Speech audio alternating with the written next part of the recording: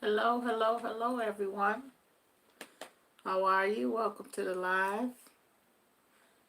Good afternoon, Melanie Williams. How you doing today?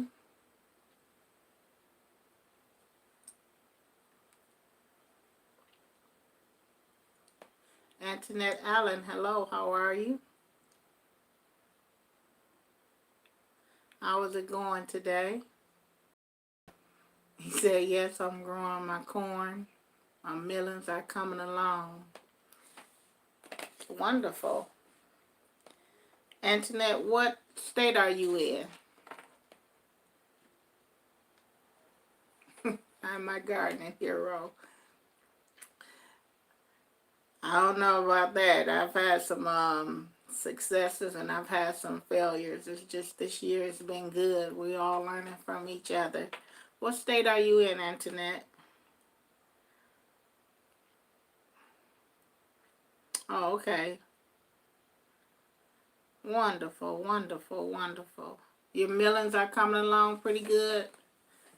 Angela Busy Bee Garden and Homestead, welcome. How are you?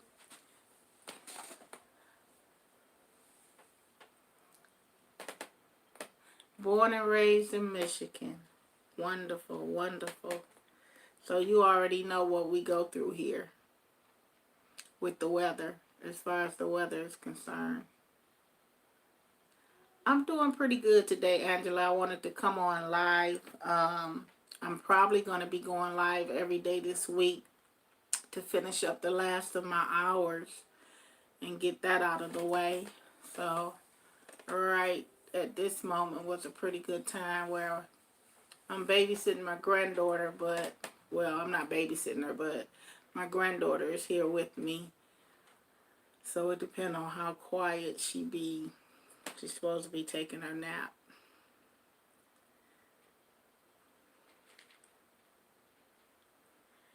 I'm glad you were able to catch the live, Antoinette. You guys can see that I'm working on my voice control because I get really loud. So it's a difference in the echo of being outside and inside. So I'm trying to work on that. Angela, your porch is so beautiful.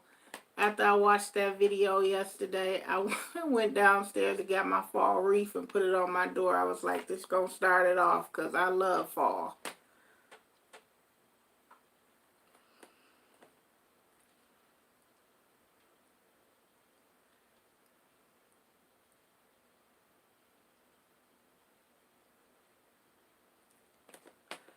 I love fall. And that, your porch is just out of sight. I mean, it's just so welcoming that your whole threshold is just welcoming coming up on your porch. So I really like that. That looked beautiful. It looks very good. I would like to redo my pots and put my mums in, but I'll be jumping the gun a little bit. And the only thing that I don't like about, I love mums. I love the colors that they have because it seems like every year they come out with more and more colors and they kind of mix it up a little bit. The only thing I don't like about mums is that they just don't last long at all. You might get a good 3 weeks to 30 days with your mums. But I'm ready to go to Home Depot or Lowe's or wherever I choose to get my mums from this year and getting them together. And I probably get a couple of gourds to go on the porch as well. And some pumpkins and thinking about doing some the corn shucks. I don't really decorate for Halloween because I don't really celebrate Halloween.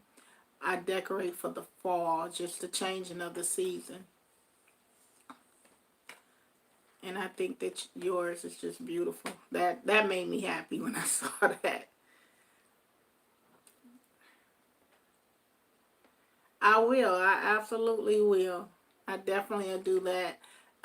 This year was the first year that I grew um, the elephant ears, and they were the giant ones, and they're huge.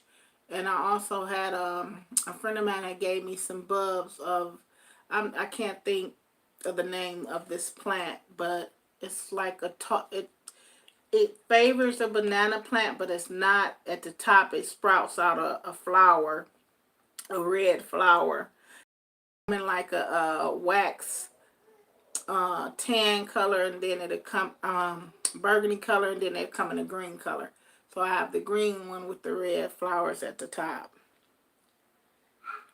and they did really well. Now she told me when she gave them to me that they would grow like 8 feet tall.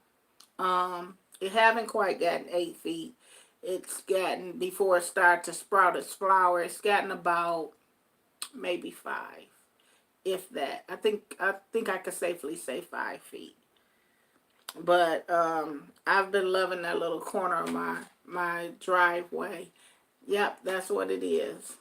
And I'm looking forward to harvesting the bulbs, because from my understanding they multiply um, as they grow. So when I pull those bulbs up and store them for next season, I'm looking forward to seeing how many bulbs I get from the elephant ears, and how many bulbs I get from my other plants. So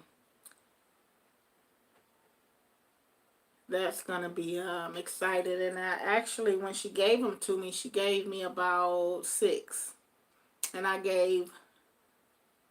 kept 2. I gave 2 to my sister and 2 to a friend of mine, and theirs didn't grow. I don't know what they did. You grow yours in pots? That's a pretty good idea too, because I would like to, and even with the elephant ears, I would like to take them, if I have extra bulbs, and put them by my pond in the backyard. But I don't want to put them down in the soil, because where I want to put them at is right on the landing, the island part of the pond that I made, and I have that covered up with heavy, heavy, heavy weed fabric, so that nothing else grows through but what I have planted there. So I'm excited about that. Antoinette, how is your melons coming? Are they everything that you thought they would be for this season?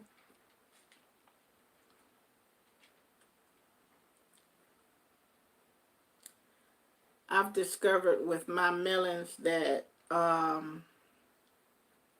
yeah, I think they'll look beautiful by the pond as well, Angela. I discovered with my melons this year that you know how the saying is, one way that you could tell that your melon is right is by the closest tentacle that's dried out on the stem, closest to the melon. That's not 100%. That's not 100% at all. And I'm gonna tell you another thing that's not 100%. The seed packet will say 85 to 95 days from seed to harvest. That's not 100% either. So the only way that I can really tell if my melons are ready for harvest is thumping them. Mari, sit down. I'm sorry. Is my melons is by thumping them. Charles Robinson, good afternoon. How are you doing? Yeah, I'm back again. I'm probably going to be on every day this week. I'm trying to finish my hours up. So I'll probably, come here, Mari. Do an hour every day this week, depending on how things go for me. Come on. You want to play with her? Okay. So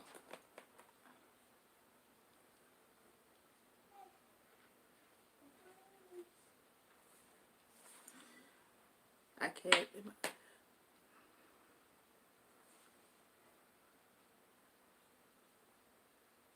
Yeah, I mean, just that old thumping, and you really guessing at it all the way, because if that was the case from the seed packet saying 85 to 95 days from seed, then when I harvest my first one, all of them should have been ready. So that's something to think about with that. And then with the second one, I still have some that's just coming in. It's different sizes, so you really guessing at it, to be honest with you. And the one that I pulled, the second one that I pulled with the very big first one, it wasn't really ready, and everything was dry on it. So just gotta guess at it. Melanie Williams is asking everyone to smash the like button. I appreciate you. Thank you so much. I'm going to try to do about an hour on here. So how is everything growing for you, Charles Robinson? How is your figs coming along? Have they grown any fruit? Because every last one of mine is showing little figs on it, but it's not gonna, I know it's not gonna make it through the season. I'm gonna try my best to take a couple of them in.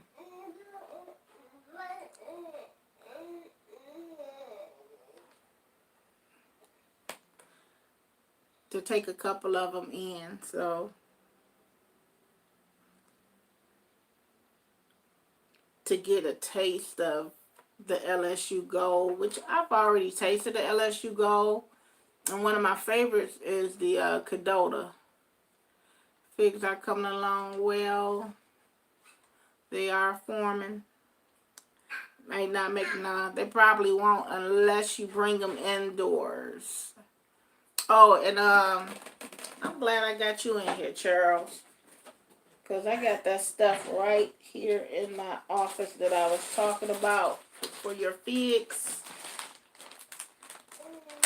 I ordered this off eBay. It's in this red pack. This little pack cost me about $25.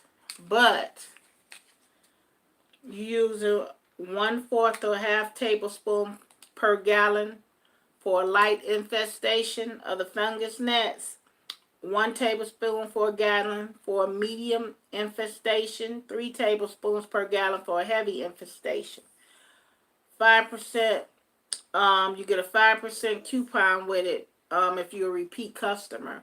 But it's called I'm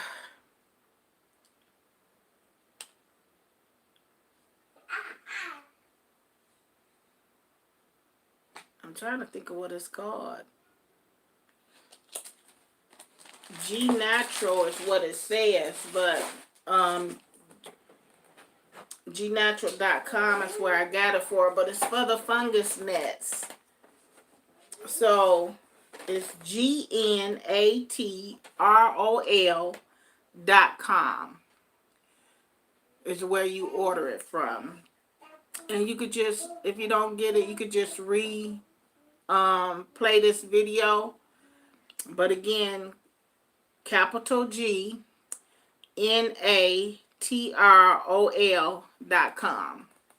And that's where I order from. It's expensive, but it is really good. And I think when I did mine, I wore it. It says apply once every 5 days for 15 days. So the last 15 days of the season is when you want to start applying this. And it's really, really good. This pack is expensive, but it's going to last you a long time. And all the people in my fig group use it as well, and I had no issues. And I know my pots was loaded with fungus gnats, creepy crawlers, some of everything. It'll kill all of that off, and the larvae, so you're not bringing that in the house, because the one thing that you don't want to do is have a bunch of fungus gnats flying around your house. Like I got some bananas from the grocery store, and I had fungus gnats in my kitchen, and that it was running me crazy. So I don't want to bring what's out there in here.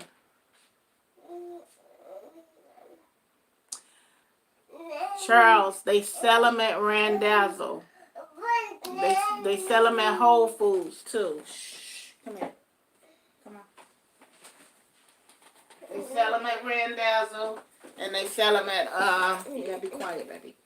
At Whole Foods. So if you get a chance to stop at a Randazzo, that would be great.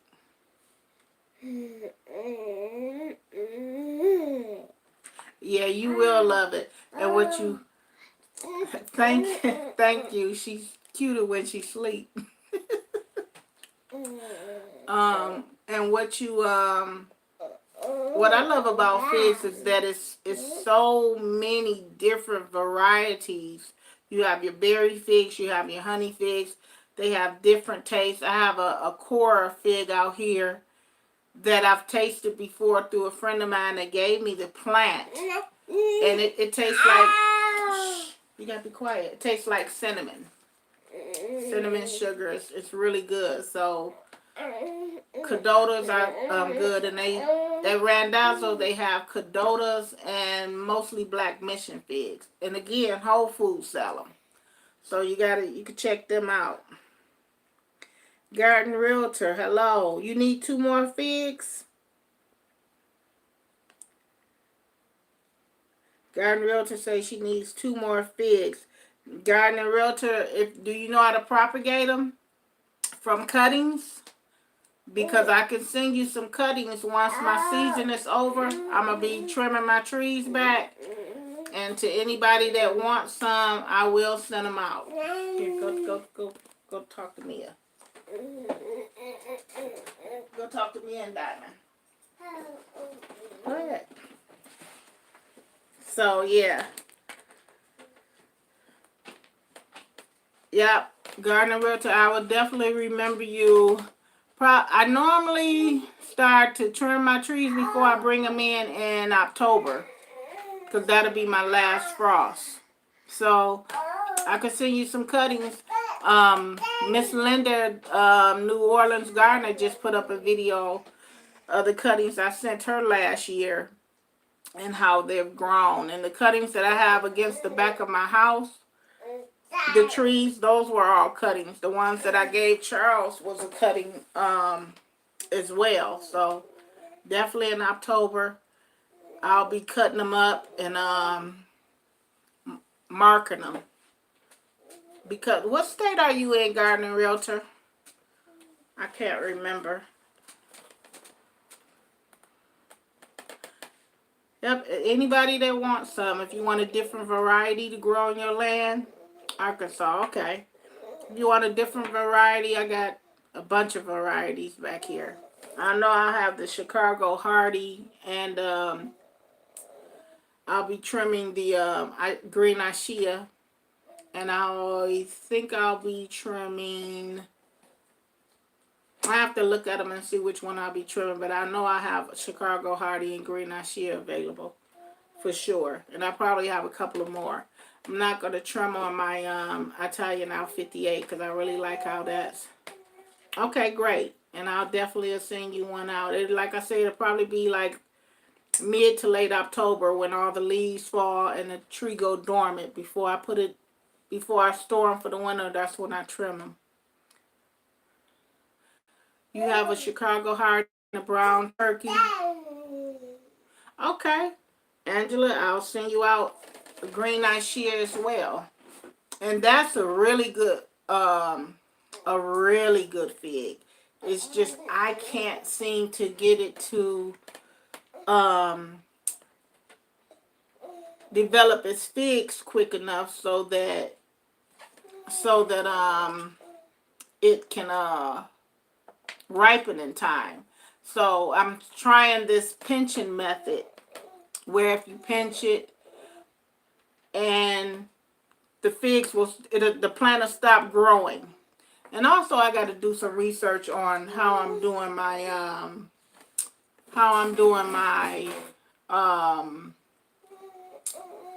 fertilizing as well. Because if I'm just feeding the plant nitrogen, that's causing the plant to do nothing but grow.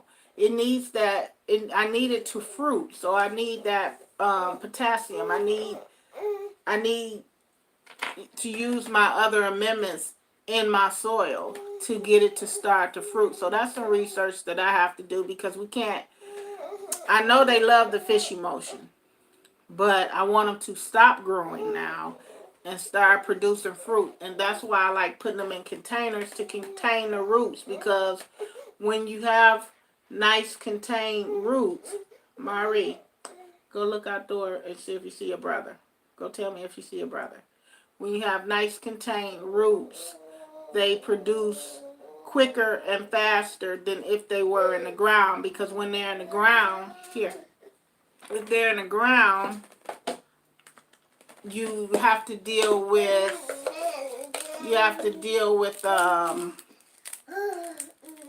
the roots spreading out more and more until they stop and your tree gets really big. Like for example, Garden and Realtor neighbor's tree. That tree probably has been there for a while and it's fruiting good because it's comfortable with where it's at. So if you put it in a container and you want to get fruits quicker, then it contains those roots to a smaller environment. But as long as the root is growing, the plant is constantly growing and it's not really producing the fruit that you kind of want to get. The same thing with Diva Jones 03 neighbor's tree. It's big and it's just figs everywhere, but that tree probably been there for a long time. So that makes a difference.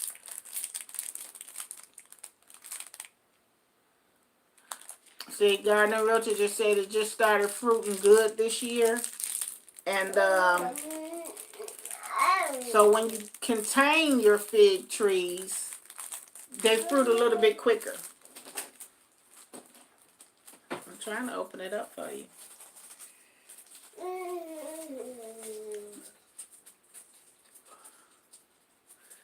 Four rounds of fruit. Wow. Because that tree, do you know what what variety that tree is? Butterfly Homes and Garden, hello, how are you? Welcome. You know what variety your tree is? Her tree is? Because it's giving off a breva crop first, and then it gives off the main crop. Now, some of my figs doesn't have a breva. They just have the main crop. My Desert King has a breva. Oh, okay, you don't.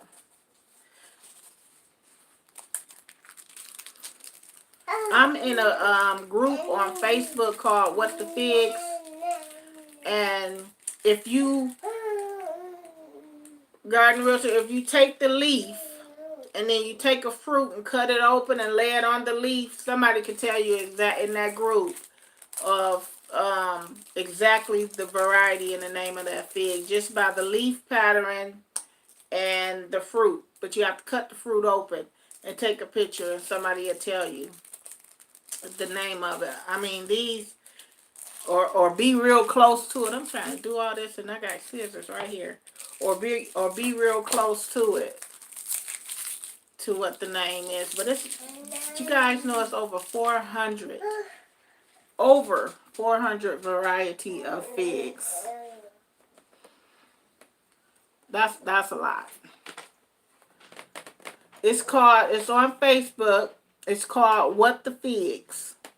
And then there's one that's called Figs. And the guy that runs that one is actually from Seattle.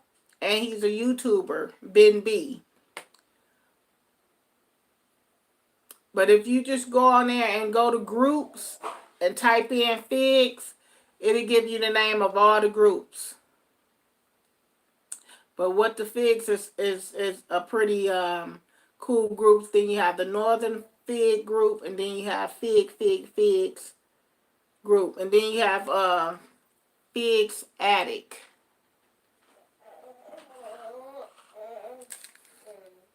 You like that?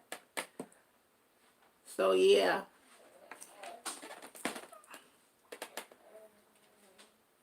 Butterflies Homes and Garden. I'm so glad that you're here, that you got a chance to catch me live. What has been your biggest success in your garden this year? For everybody, what has been your biggest success in your garden this year? We're going to talk about gardening for a minute, and then I want to talk a little bit about your channels.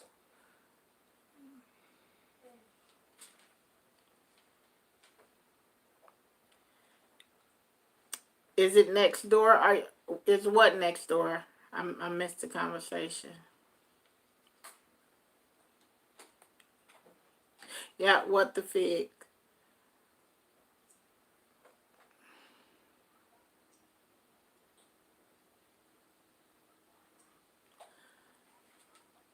Yeah, if you take cuttings off of it, you could propagate a whole nother tree. Or better yet, for you, if you wanted the same tree that your neighbor got, Gardener Realtor, you could do an air layer. You ain't got to do cuttings.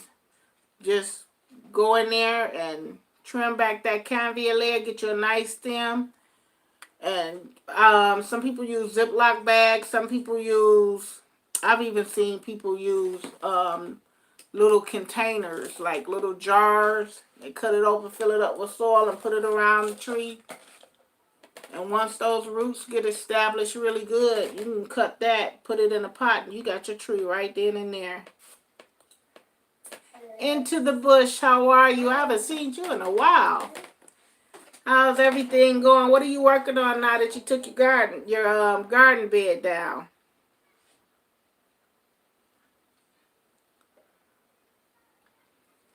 So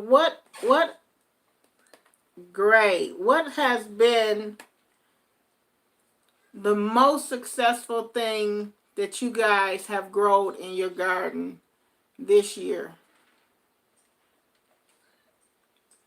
Are you doing some fishing trips? Wonderful. That should be relaxing.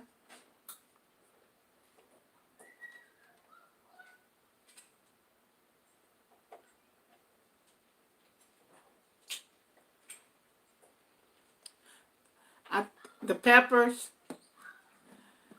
So Gardener Realtor, peppers has been your most successful thing. You know, cucumbers, tomato for into the bush. You know, my peppers, I do really well on peppers, but this year it just got a lot of foliage. And I forgot to, when I was amending my soil, because I didn't buy new soil, I forgot to put my Blossom and Rot fertilizer in there. So I had lost a couple of peppers, but it's still producing a lot of peppers. But I don't know if they're going to change colors in time for me. Lots of habanero. Ooh. I've never grown hot peppers other than the banana peppers, and they're not really hot. But that's probably because I can't do hot.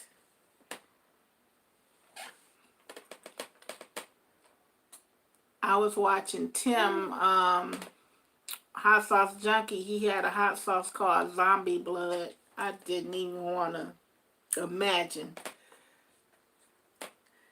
Imagine how hot that was. Lots of habanero. So your field peas, lima beans, green beans, onions, and your brassicas, those did really good for you. I hold on, my thing is up. I normally do these king lima beans that I had got off of M.H. Gardner, not M.I.M.H. Gardner. And I think you order these seeds off of eBay as well. And that thing growed. If I could have had a 12-foot trellis, it would have went 12 foot. And the lima beans, you know, if you pick them early, they're butter beans. Pick them late, they turn into lima beans. With these, they're called the king limas, I think. They were really good, and I miss growing those too. But I ran out of seeds, and I'm so horrible in saving seeds. Striped green beans, I swear by those. I don't grow any other green bean but the striped. They're very productive beans. Very. In that 4x4 bed, I think I put 12 seeds and got those bushes. So the strikes are really, really good.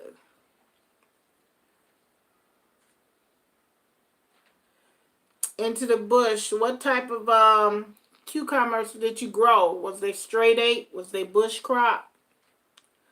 Was supposed to move, but ended up moving. Was supposed to move, but ended up moving. So I have only fixed this year. Oh, okay.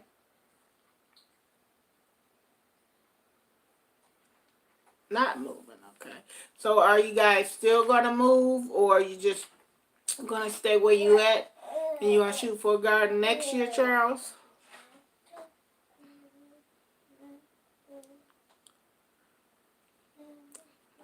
Bush beans.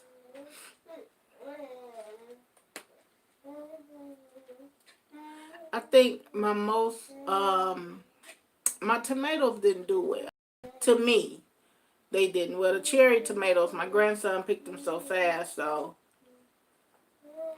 I don't, Gomez, still live. Just went live about 30 minutes ago. I was live yesterday for a couple of hours. How are you? Welcome. My tomatoes didn't do too good. At least not to me. Again, I didn't put my blossom in right. So once I remembered after they started going bad, I put it in there and rectified the problem. I had already lost the good ones.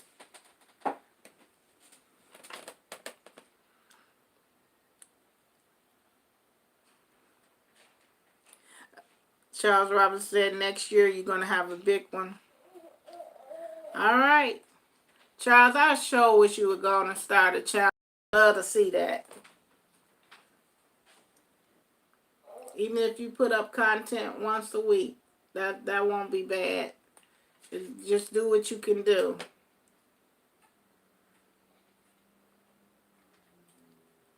I was watching somebody's video this morning.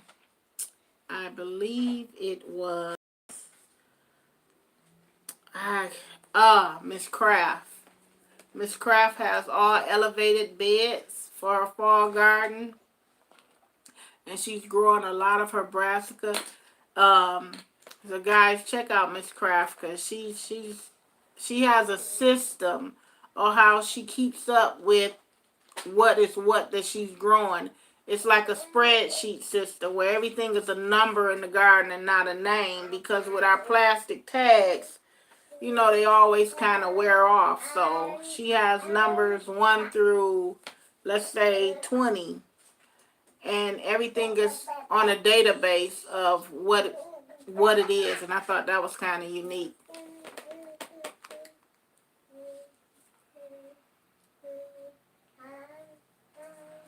Yeah, I did. I like that. That was pretty good.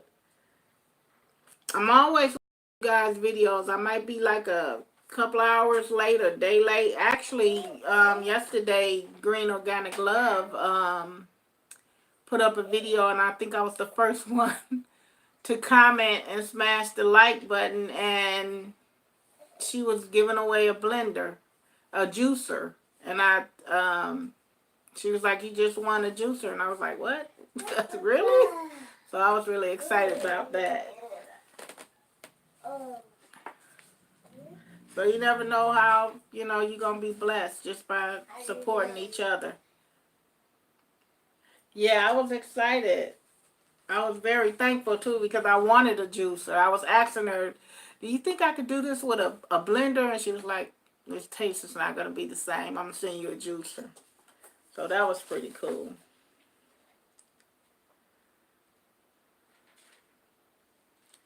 That was pretty cool. I think I'm going to start doing a few giveaways, too.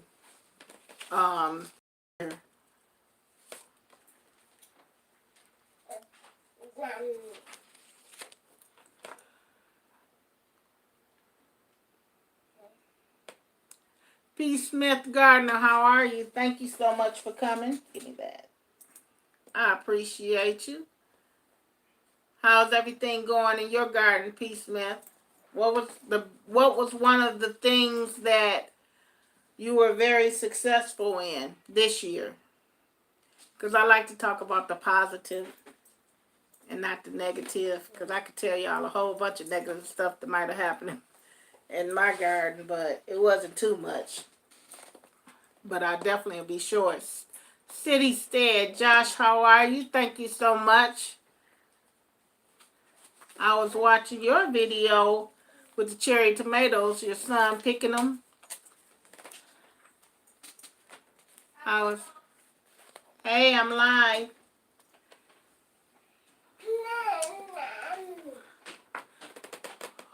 Watermelons, your watermelons and your peppers. Wow. So it's been a good year. Everybody is pretty much saying that peppers was pretty good for them. P. Smith, I gotta go and check. I gotta go and check your video out. You got content, correct?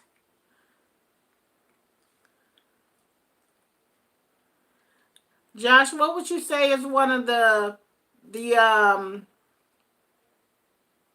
biggest success in your garden this year for you, City Stead?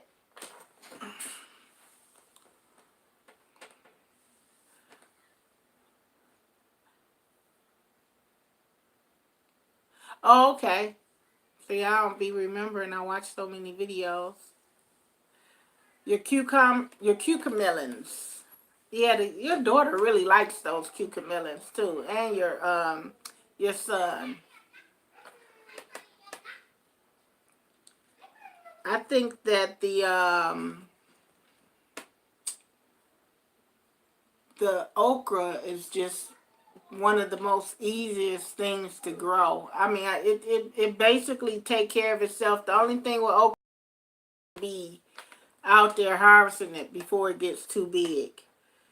Because a lot can change with an okra between 1 and 2 days. A lot. Because they grow really fast. Hold on 1 second. You gotta come back later, Jaden. Okay. Tell Sissy to come get Mari. The door is open. All right. Sorry, guys.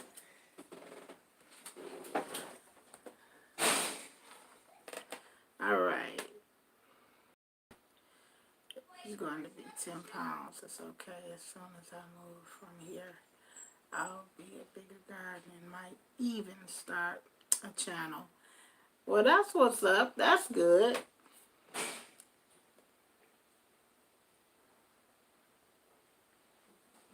Cajun okra from the garden. I've never heard of that. I like my okra in I like to put them in my black eyed peas. I like to have fried okra. And with crimson spineless, I'll eat that fresh out of the garden too. I won't even cook it. I'll bring it in the house, wash it off, and just eat it.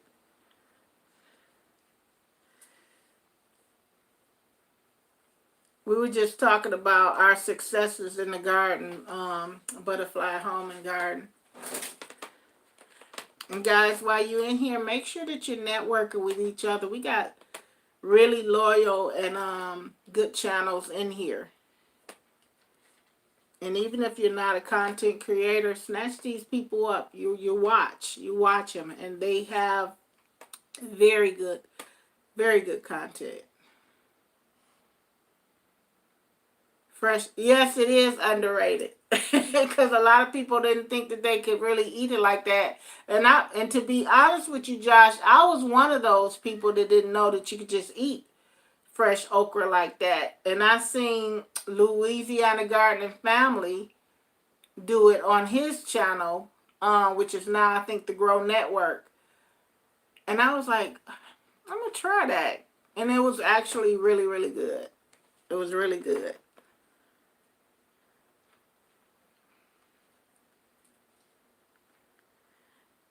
I like sugar snap peas raw. When I grow, or when I have sugar snap peas, I don't, if I grow them, they probably don't even make them in the house, make it in the house. Just like my cherry tomatoes, they never really make them in because my grandson loves them. I love them. So it's just like that's the snack for the day out in the garden while you're working. Yes, you may. Go ahead. And I thought that was an excellent idea. Butterfly Homes and Garden, the seed swap that you guys are doing.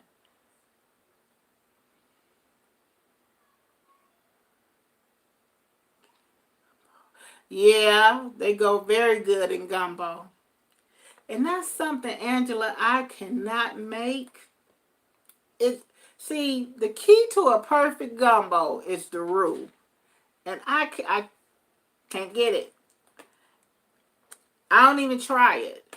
But when other people make gumbo and they be like, "Oh, try my gumbo, it's good." If it's only one person, and that was a my neighbor that used to live next door, she could really make a good roux for her gumbo. If the roux not right, you just wasted all that expensive expensive food in there.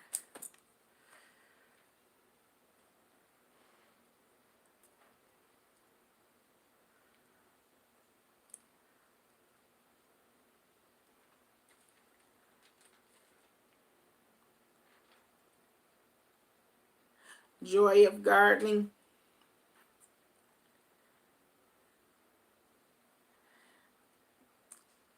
Guys, you gotta go over to Butterfly Homes and Garden.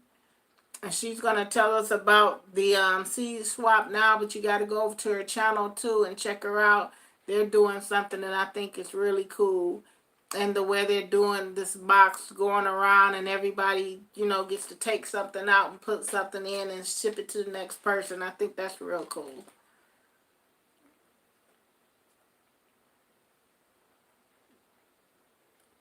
This year I wasn't able to do a lot of growing from seed. Miss Farola, how are you? Welcome to the live. I'm glad you made it in.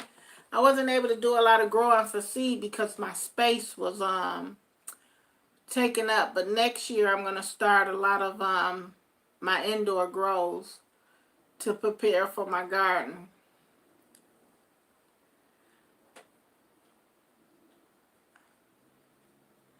I'm glad you popping in. I appreciate that. I appreciate that support. Thank you so much, Miss Farola.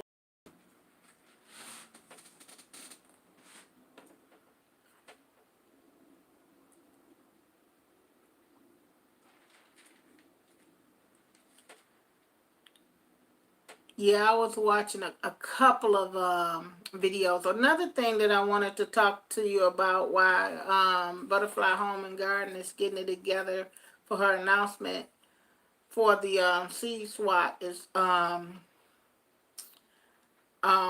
those that are content creators, how we can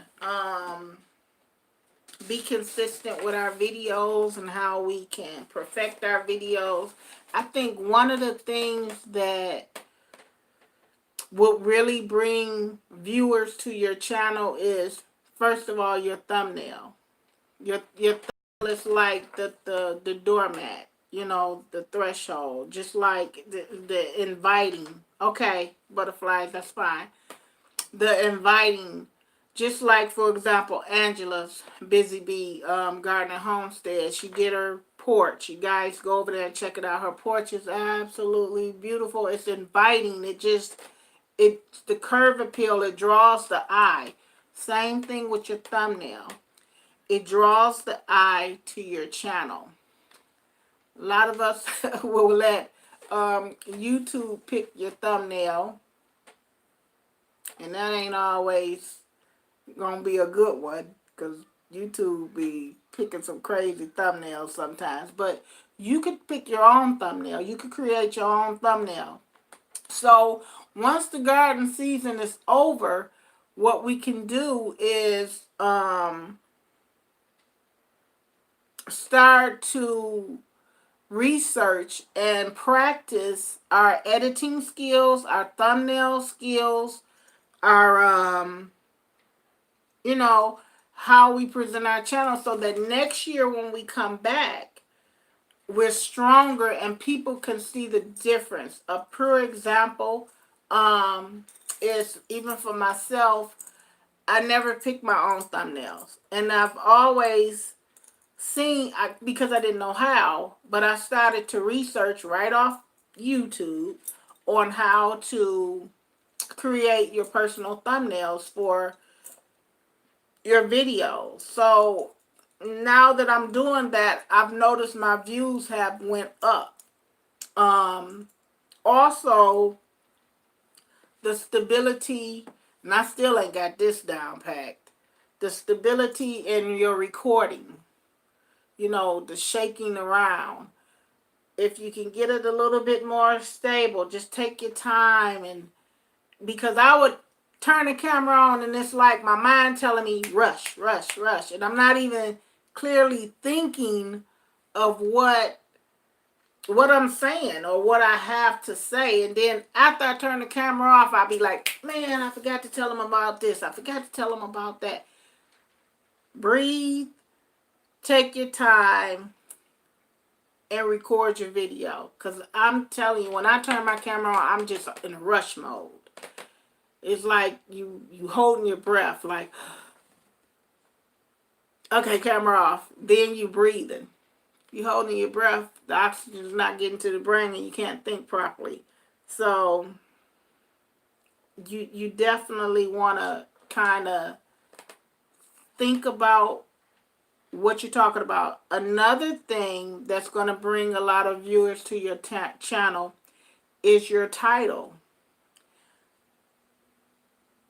Give you an example. If I go out in my garden and I said, tripods are great. New Orleans Gardener, hello, welcome to the live, how are you?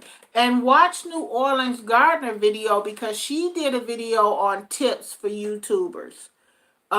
Beginning gardeners that's doing YouTube, and she gave some really good points that you want to kind of listen to and take heed to, because all of these tips is going to help better your channel. Your channel is your brand. You know, and it's two things you want to do. You want to promote your brand and you want to protect your brand. You just don't want people coming on your channel and doing all kind of crazy stuff. That's why my channel is full of moderators, because they're like the security to make sure that everything stays calm and good. So you want to, she gave a tip that I'm so guilty of, New Orleans Gardener, is making sure your camera lens is clean. I do that a lot of times. I'll be like, why is my was not cleaned off? So right before you go live, just, you know, dust the old lens off. Take your time. Think about the way that you title your video makes a big difference as well. If you're going to do a video and you said, for example, my carrots died, okay? Think about this. How many people are going to search dead carrots, how to kill a carrot? If I'm just the person that, you know, that's around and I say, well, I want to learn about how to grow carrots, even if that's one part of what's in your video, that doesn't have to be the title. You still could show the dead carrots, but that doesn't have to be the title. Your title could be whatever variety that carrot is. Butterfly Homes and Garden had a red carrot that she was putting into the seed swap. I didn't get the name of that carrot, but to title that carrot, somebody else is trying to figure out how to grow that particular carrot. Somebody else is trying to figure out how to grow striped bush beans. So I'm going to go inside my search engine of YouTube and look up striped bush beans, and guess whose video is going to come up? My video and MH Gardner, not MI, MH Gardner video is going to come out because they titled that video Striped Bush Beans. I was looking up Oriental Wonder Long Yard Beans. I think that's the name of it. And this is when I first found out. I actually Googled it. This is when I first found out how Google and YouTube is connected. This was years ago that I looked it up. And guess who video came up? Linda, New Orleans Gardener, on the Oriental Wonder Yard Beans. I was just searching the beans. And she showed the beans and how long they get. She even told you where you can get the beans from, which was Lowe's, I think, at that particular time. The way that you title your video is the way that people are going to find you as well. If you're just in a clique of people, you want to make sure that you spread yourself out. You want a range of viewers, even if they're not content creators. They're just somebody who want to learn how to grow Oriental Wonder yard long beans because they're in Lowe's and they see this pack. So they type it up, they Google it, and it's going to take them to a video on YouTube. Guess what? You just captivated. You just caught somebody who had no idea about the backyard garden, who had no idea about Citystead, but they like how they garden. So now they're plugged on to you.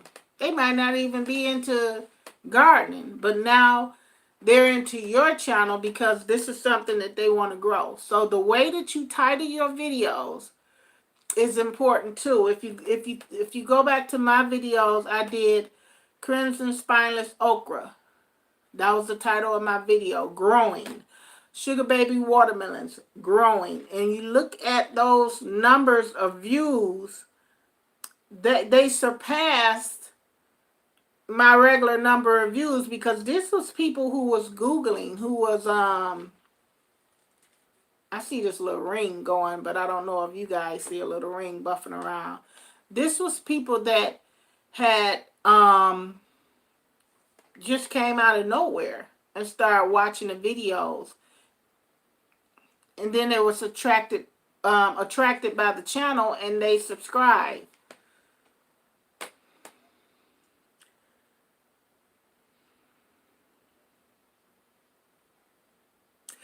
Exactly, Miss Linda. We all talk about the same thing. Bring something different to the table. We all gardeners. We all gardening. But what makes me different from Miss Linda? What makes Butterfly Home and Garden different from me? What makes Angela Busy Bee Gardener Homestead different? It's that we have different techniques and we have different yards for one, different locations for another. What I like about Barefruit is that she'll tell you she's a beginning gardener and she'll tell you she's in zone 6B. Those are really good keys because I'm a northern grower. So what grows in the north might not grow like that in the south. So it's good to know that, okay, well, I know that this is a 6B. That's my zone. So let me see how she grows her watermelon. Let me see how she grows her tomatoes. So it's all in the way that you word. Your thumbnails are very important as well. And of course, I've always said, hold the camera sideways.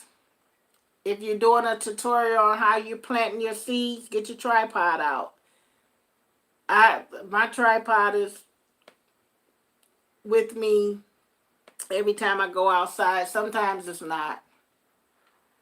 Angela Garden says, hello, how are you? Welcome to the live. I appreciate you coming in. Guys, I'm probably going to go live once every day this week for at least an hour. Some might be longer, but I'm trying to finish up my hours here so I can get that out of the way because that is so nerve-wracking. So yeah, you want to definitely, and then if you don't have to have an intro or outro, but it makes a difference, I think, on how professional your channel is looking. So with an intro, it's pretty good. Like, I know when I see Citystead, I got 400 more 400 more hours to go, Citystead. So I'm real close. 400 more. So that's why I'm trying to push them on out. My birthday is September the 10th. So I was trying, my goal was, this will be my birthday present to myself, is to get all my watch hours together so I don't have to be dealing with this nonsense for too much longer. But yeah, your thumbnail is important, your title is important, the stability of your camera. Now, for all the new people that's just putting out videos for the first year, that's fine. When the off season is over, when the garden season is over, go back and be your own critic. Watch your own videos and see, what do I want to bring different next year to the table?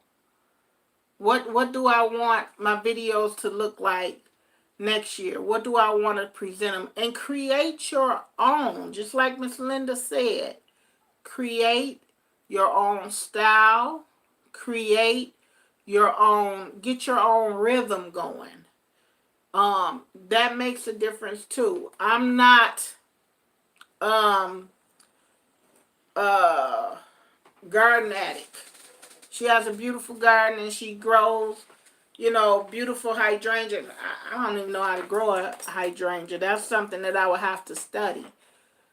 But that is her style. That is her way. The same thing with Angela, Busy Bees Garden and Homestead. She has her own style. And if I had the voice, I think that this particular person has such a beautiful voice, and it's crisp, it's professional. Angela Gardensons. Man, Angela Gardensons could be an announcer. She has just professional voice. If I had her voice in my videos, my videos would probably get more views too.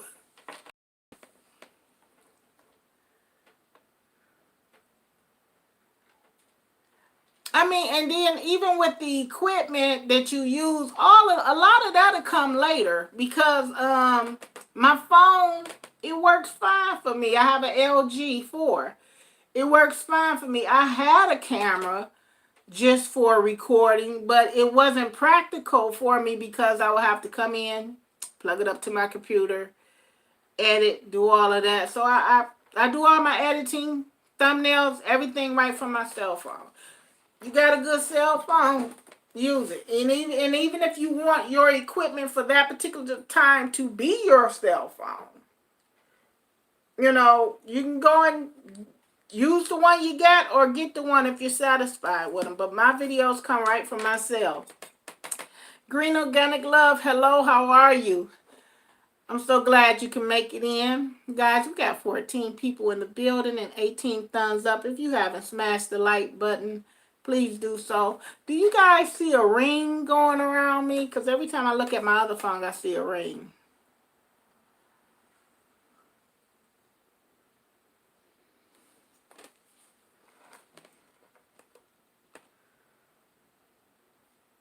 Yeah, I no ring, great. Yeah, I think Angela's Gardensons voice it makes you sit up and pay attention. Like when the teacher is speaking or professor is speaking, it makes you sit up and pay attention. I would also say watch videos that aren't just gardening and open your mind. I agree. Just off that first sentence. I watch homesteading videos. I watch prepper videos. I watch hunting and trapping videos, fishing videos, All of those videos help too. And then don't click yourself up. Don't just stay in a click. Broaden yourself out. The best videos that gives me a lot of information, for me, is the homesteading videos. I get a lot of information from those type of videos because it motivates me to take my thought process about things and gardening to a whole nother level. So yeah, you don't want to just stay and just confined into, your Fabulous 5 or your Fabulous 4. Broaden yourself out. You're there to watch and to learn and to get ideas about different techniques and ways of growing food and how to become self-sustainable. So that is very good, Josh. What you just said, City said. He also says that has to be made to think you need to stick to a format and might get stalled that way. You might. If you continue to just stick with one particular thing. I'm not sure who said it. I don't know if it was Miss Linda or Led had said you can't. You worry about what is my next content. Well, what am I going to do next?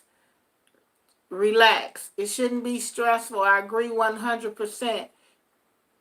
Tubing or gardening should not be stressful. It should be just the opposite for you. If gardening is stressful for you, it's something that we're doing wrong. And I don't mean not feeding the plant, not watering the garden. It's something that we're thinking about it wrong. We're approaching it wrong. Gardening should be, most people that I know, gardening is relaxing. It's relaxing to me. I enjoy it. It's not a chore. It's not a chore. I was in a live stream last night and the host was talking about our health. How can we be good at what we do if we're not healthy? I mean, how can I be a great gardener if I'm not healthy? I've been talking about my journey of losing weight, and then a blessing came by. And I don't talk about it much. A lot of people wasn't knowing, but I received a blessing yesterday because I'm watching this channel, Green Organic Love, about juicing, and this is something that I wanted to do, and I asked the question. Didn't know that I was the first person to comment. Didn't know that I was the first person to thumbs up, but I know I went over to that channel because she was making a concoction and she was talking about juicing, and I really wanted to know about that, and I asked the question. It's a 7-day juicing. I said, I'm going to follow you. I might be a day behind because I need to go grocery shop, but I want to follow you. She said, you just want a juicer. Because I asked her, I said, well, can I do it with a blender? She was like, not going to taste the same. You're not going to get the same benefit of it. Turned around and won a juicer. She mailed it out and everything. That's the blessing part of it. You can't keep yourself in a box with anything. You have to think outside the box, and you have to network outside the box. You can't just be in one state of mind when you creating your videos is that, oh, I'm just going to show how my garden is. Angela does videos from garden to table. Well, she'll bring whatever she had out in her garden and she'll cook it. Same thing with Four Horns Farm. You know, she has pigs on her land, and they harvest one, and that was they dinner. It's like those things you take and you're thinking out the box of it. Gardening is more than just planting a seed. It should be more than just planting a seed. It should be healthy living. It should be self-sustainability. It should be relaxing. It should be mental for you. And a lot of people, like somebody, we were talking in our little group, and somebody was like, I don't understand how you can grow food and don't eat it. I don't grow anything I don't eat. I don't grow radish because I don't eat radishes. So to sit there and say, well, I'm going to grow these radishes because that's one of the easiest things to grow, but you don't eat it, so you're still being wasteful. I don't care if I did grow it from a seed. I still will not waste. I will give it away before I let it rot.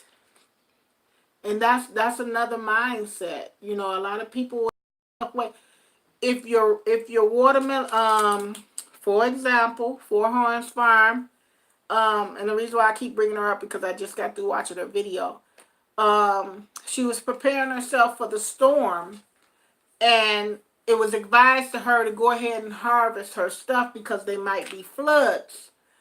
So she was saying that she was going to harvest a lot of her melons, and when she looked at them, some was rotten.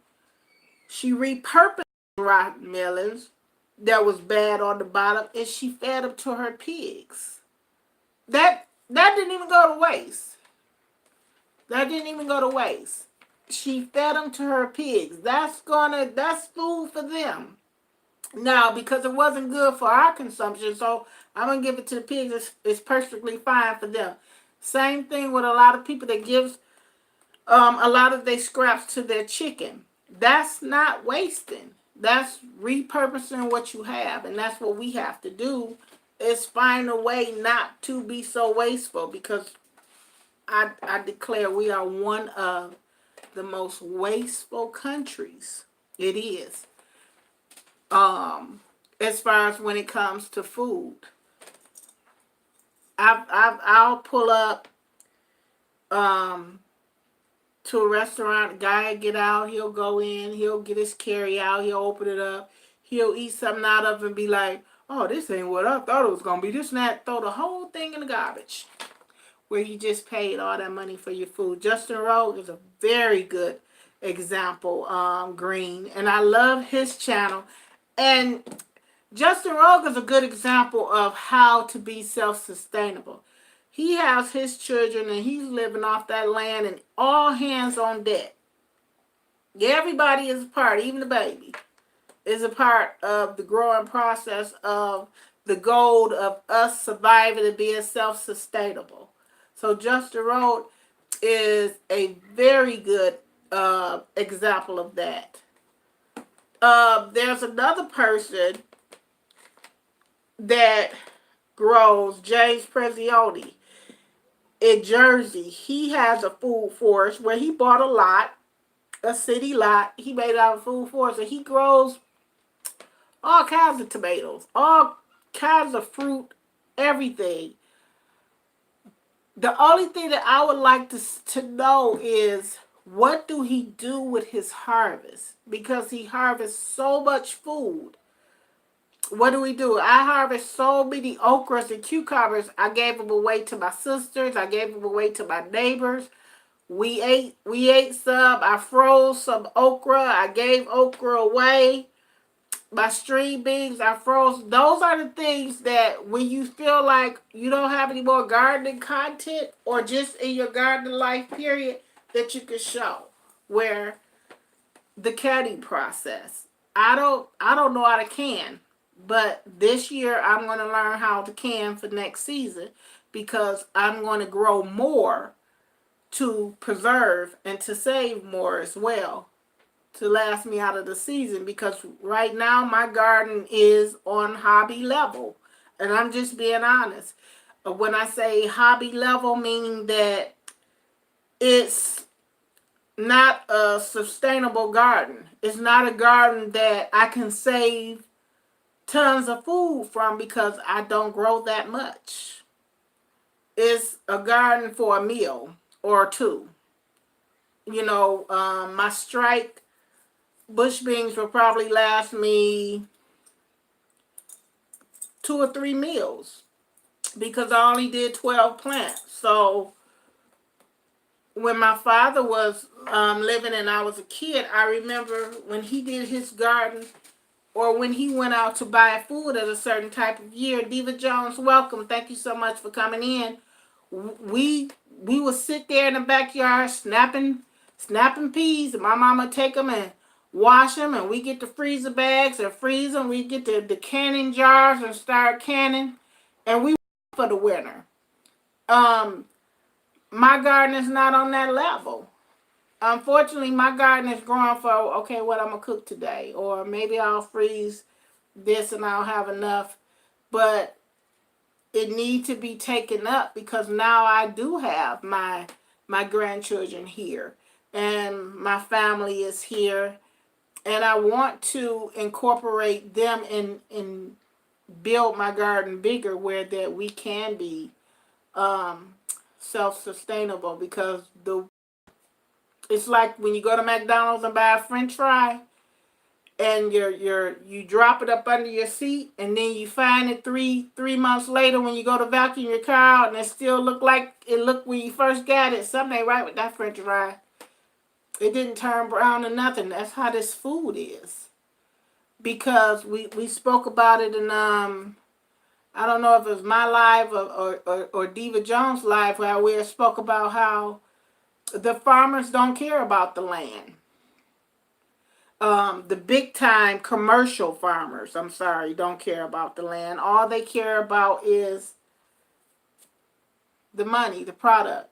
You go in the grocery stores, you see the shiniest pretty apples. Well, that tree didn't produce all pretty apples. Where the bad apples at? Where the ones that hit the ground and got a little bruise on them? Some of them give them to the Gleaner Food Bank to give away to people that's less fortunate, or the churches that pass them out, or the schools that pass them out. But a lot of them throw that stuff in the garbage. That's why I say we are a very wasteful country.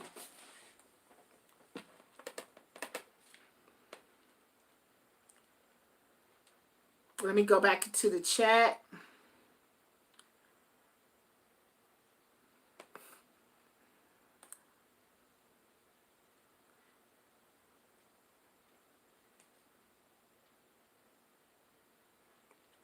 Diva Jones was saying that she wants to be as self-sustainable as she can, and I do too. And in order for me to get that way, I'm going to have to build some more beds. I'm going to have to plant some more seeds. I'm going to have to plant in abundance. There's a channel called Garden Abundance. I think that's his name. I'm probably naming it wrong, but he has a food forest, and he eats off his land. I asked a question to you guys not too long ago. Can you survive off your garden? Can you survive off your land? There's very few channels in here that I see that can. I think that Angela Busy Bee Garden and Homestead is headed that way. She has her chickens. She has her eggs. She has her garden. But it's like I'm not even there. And if I can, my grocery bill for me and my 25-year-old son, they eat like two 25-year-old sons. And then my grandbabies come over, and they're coming over for breakfast, or they're coming over for lunch. I spend a nice penny a month, or every 2 weeks going grocery shopping for my household. I can cut that down tremendously by growing my own food and having healthier food that I know that's organic and not sprayed with a bunch of pesticides. So it's a question of what can we do to strive closer to self-sustainability. And I don't even know how we got on that subject because we was talking about channels. I already cut down on my fruit purchases by just taking care of my fruit trees. That is very good, Green Organic, because fruit in the market now is expensive.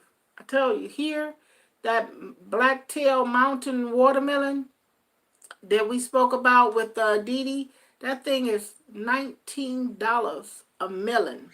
And the next time I go to that market, I'm going to take a picture of the sign. It's so expensive. And I'm sure it's not organic. I'm sure it's not organic because they're perfect looking. It is a great topic. And it's a topic that I think everybody should talk about and elaborate on. If you go and look at the organic, I remember back in the day now, organic wasn't very big. And it wasn't very pretty either because you were growing it organically. You was using all organic amendments to your soil. Now, why is organic looking so pretty? Why is it so big? There was a guy, a farmer, I looked it up, who claimed, a commercial farmer who claimed to grow his food organically. Well, government found out that he didn't. He was fined, and he was sentenced to prison for 10 years. He wound up killing himself because I guess he didn't want to do the 10 years. Let me tell you something about that too. It wasn't that he wasn't growing organically. He wasn't playing by their rules. With these big farmers and big corporations, it's some things that you need to kind of check into. Miss Jackson, hello, how are you? Andre, is that how you pronounce your name? I'm going to get the correct pronunciation of your name. I was looking at it the other day and I was like, well, does it say this? Does it say that? Your father in Louisiana stopped eating meats 3 months ago and has lost 20 plus pounds and feels so much better. You know what? I'm not, for me to say that I'm going to go completely plant-based tomorrow will be a lie. But for me to say I'm striving toward that way is very realistic. Because I love my meat, but it doesn't love me. Beef takes so long to digest. I mean, a very long time. That should not be stored in our bodies for that long period of time. So I believe it was Diva Jones who was saying how she has a certain percentage of vegetables on her plate. That's a good rule too. I mean, beef, the reason why our joints are so stiff and the reason why, you know, we hurting is because of that beef. That beef will lock your joints up. What is it? Gout.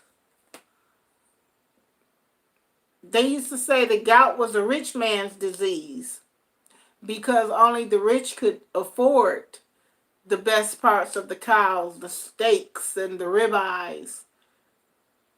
So yeah, that beef ain't good for us. Green says she can't do beef. I'm getting to that point where my body is starting to reject it as well.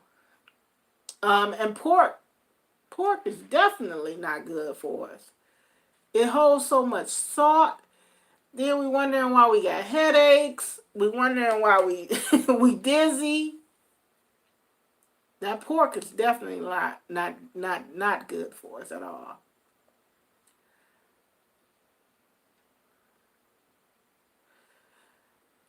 Gardner Realtor says she will get chickens at some point. Gardner Realtor, I'm scared of chickens, but I would really like to have chickens on my land as well.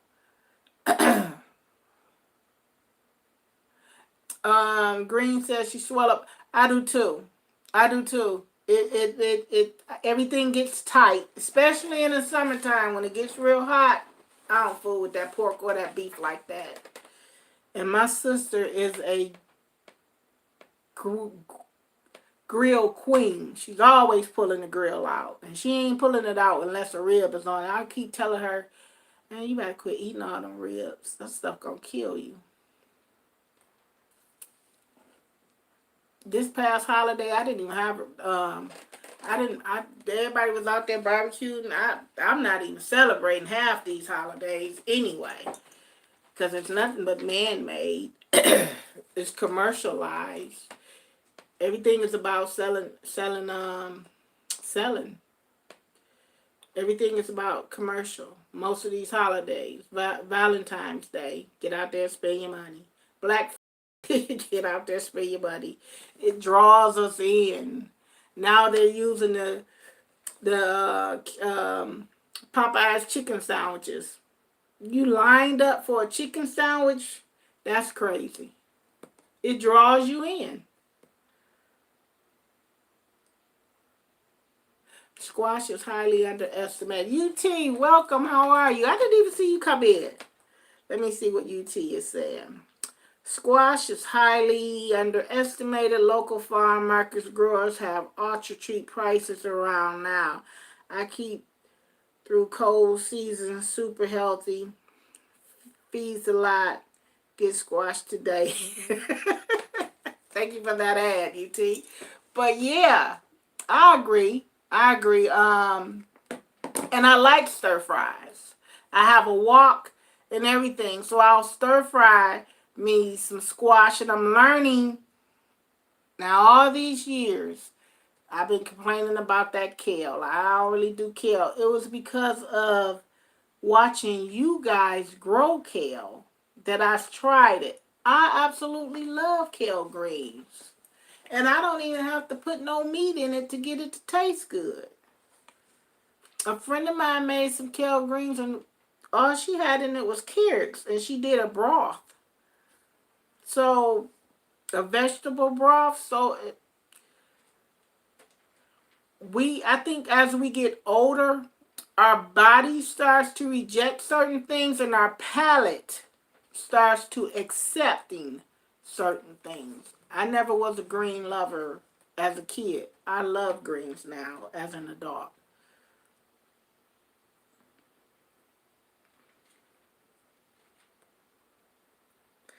I I think that our young people today, they just don't have a chance. That's why I be saying it's a difference between the big mamas back in the day and the grandmoms now. They're raised off McDonald's. They're raised off fast food, KFC chicken. I don't even think that's real chicken.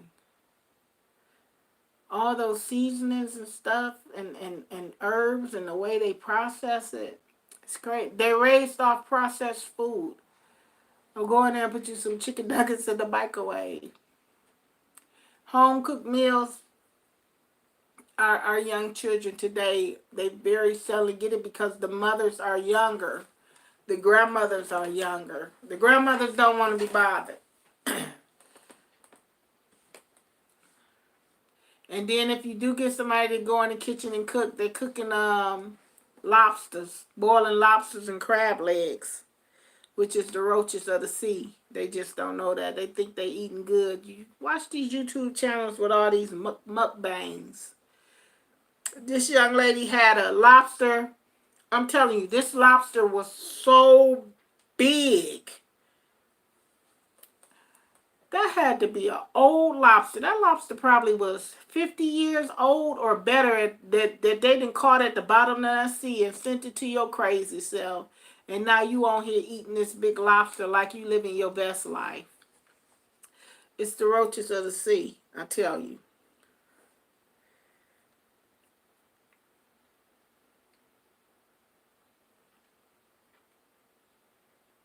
Yeah, our digestive system do change as we get older. And that green could be a whole nother a poop conversation of itself with the digestive system. Some people are not regular.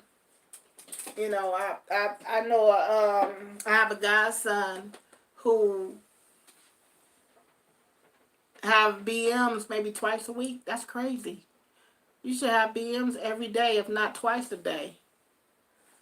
Your body is storing those toxics in that waste.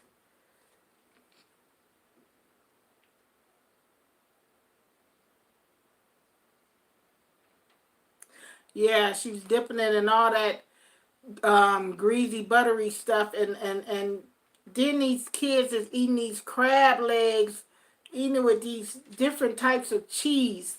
Cheese, that's a silent killer too.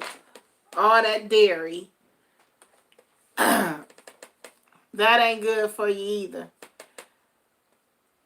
Cheese is cheese was one of my biggest weakness. I had to have cheese on everything. Cheese on my broccoli, cheese on my fries, cheese on my hamburgers. That stuff kill you too. And I fell back. Cheese and pop. I do not drink soda. We call it pop up here. Um, you guys, I don't know what you call it down there, but sodas. It's not good for you. It's a killer.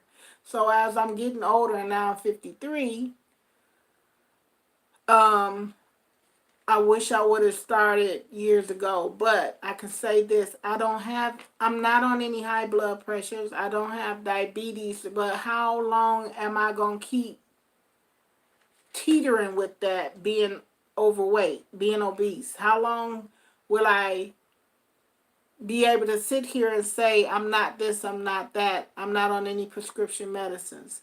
While my body is a virgin to all these different meds, I need to take care of it. Just got a text come up. Be safe during a storm. Um, and guys, pray for everyone that's in the path of Hurricane Dorian. Some of our YouTubers are getting some of that, the aftermath of them, and some of them are in the present. So make sure we just pray for everybody.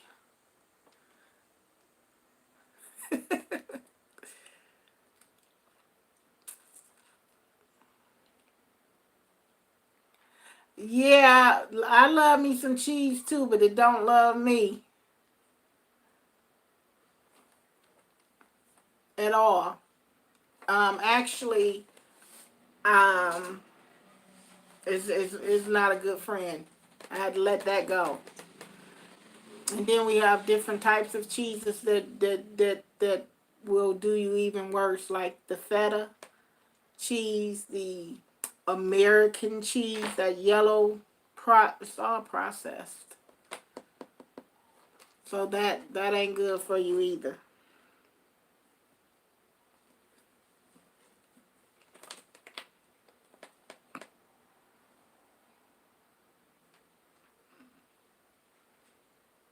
You grew up, Angela Gardner said she grew up with Arkansas with pop. We got the pop factories. Pepsi is here. Fago Cola is here. That's why these little bellies be swinging so low, because of that pop. I stopped drinking that pop over 5-6 months ago, and I can feel the tremendous difference in my body. I can feel the tremendous difference in my skin and everything. That pop is a killer. Drink water. Squeeze some lemon in there, like Green did. I think she put a orange or a grapefruit. Infuse your water with natural fruits. and I still have withdrawals. Pops can be addictive. I was on this Pepsi kick. Oh my God, that thing like took me out of here. I said, if I ever get off of this, I'd never go back. And I haven't been back. Hello, Homesteading with Herbert. How are you? Welcome to the live. Thank you so much for coming in. If you haven't done so, please smash the like button. We're talking about a little bit of everything. How to become more self-sustainable with our gardens and with our homesteading. Talking about things that's not healthy for us, that we constantly keep feeding to our bodies. Talk about the changes that we want to make on our channels to improve. I don't think Diva or Green was in here when we were talking about that part. The titling of your videos play a very a big role. We already know that the thumbnails will attract people, but the titling of your videos will play a big role as well. New Orleans Gardener gave some really great tips in her videos about new YouTubers and actually old YouTubers too, because I found some of those tips to be helpful to me, but it plays a big part.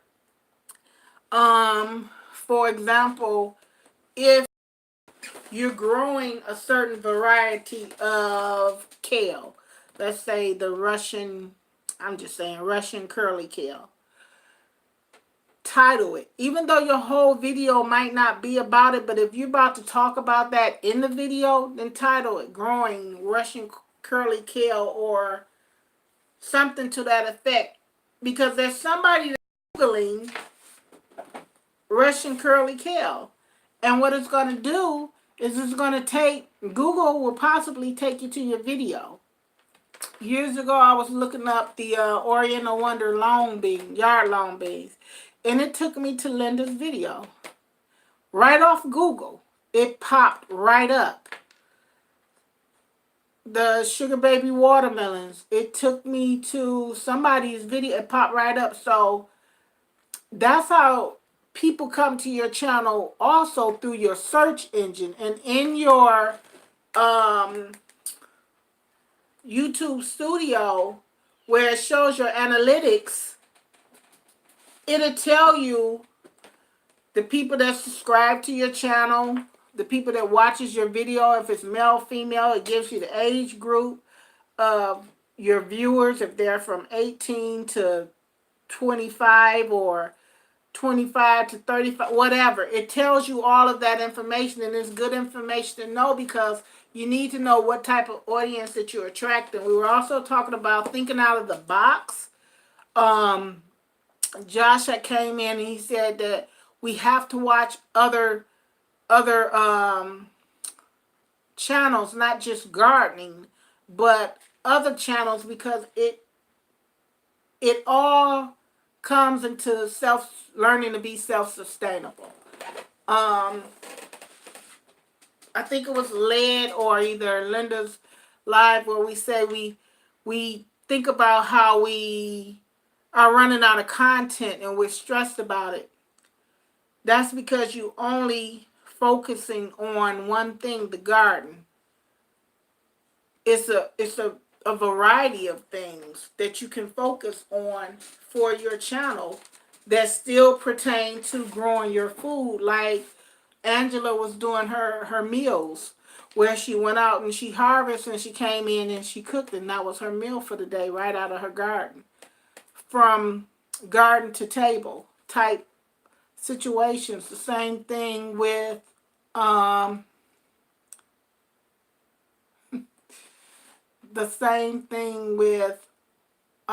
when you talk about your channel, you also have to be very critical of yourself. Don't worry about nobody else's channel. Worry about yourself. Be critical of yourself. Be your biggest critic. It's the season, the growing season is almost over. So it's almost time to you know, start cleaning out the beds. Some people put leaf mulch in their beds for the winter or whatnot. But take that winter, that winter to watch your own videos like a movie critic and criticize your own videos and see what you want to do differently, where you could be more conscious about it. Like, I'll watch a video and I'll be like, dang, that camera was shaking all over the place. I really should have did better. Or I'm just spinning it, or I could have spent more seconds and moved a little bit slowly. Tell me who's guilty about this. How many times have you turned on your video camera to record and you just start rushing through it, just going real fast, and then you turn it off and then you be like, oh my God, I forgot to tell them about this. I forgot to mention that. Just take your time. Think about what you're going to record before you get out there and record. All right, let me see. My messages keep popping down.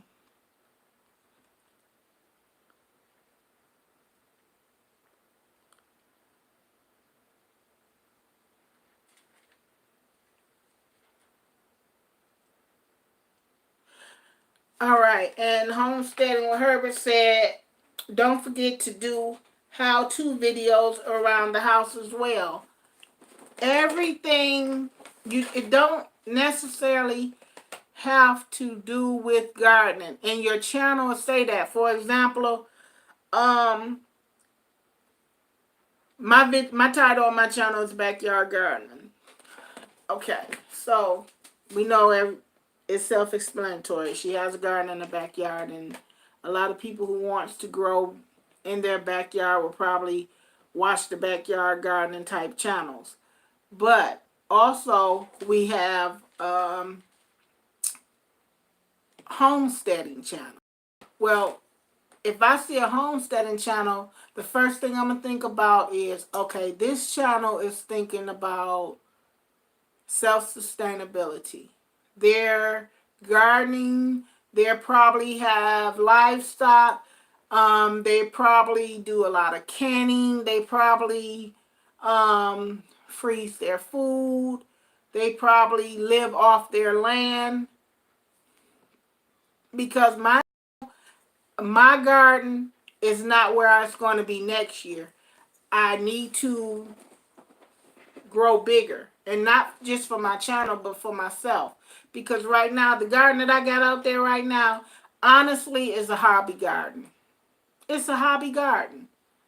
It's not big enough to be anything else. And if I get that land back there, it'll be better. I just don't want to garden for YouTube. I want to garden for myself. I want to show people how to save food, how to cook out of their garden, the same way the Angela Busy Bee Garden and Homestead is doing, the same way that other channels are doing. And that's what we have to do. We have to think about, okay, am I a gardener? Because it's a difference between a gardener, a homesteader, a farmer, a prepper. It's a big difference in them titles. So I can't change my name to Backyard Gardening and Homesteading. What am I homesteading? Nothing out that little garden I have. So those are the things you have to kind of to think about too. But I do want to grow more food. Let me see what Keenan did, because he done got his message deleted.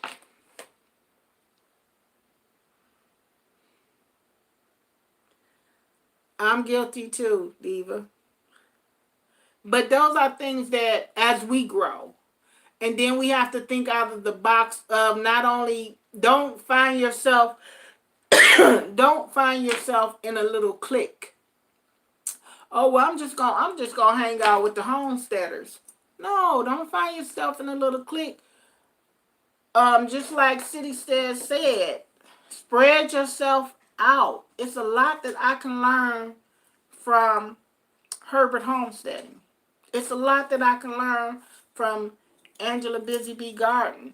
It's a lot that I can learn from Diva Jones. You have to spread yourself out. It's a lot that I can learn from the hunting and trapping videos. A lot that I can learn from um, the fishing videos. Just like Into the Bush came in. His little garden season is over for him. He's shut his garden down. What you doing now? I'm fishing. Fishing is a part of homesteading. Fishing is a part of being self-sustainable because he's not going to the fish market to buy his fish. He's actually going to the lake or wherever he goes to catch fish.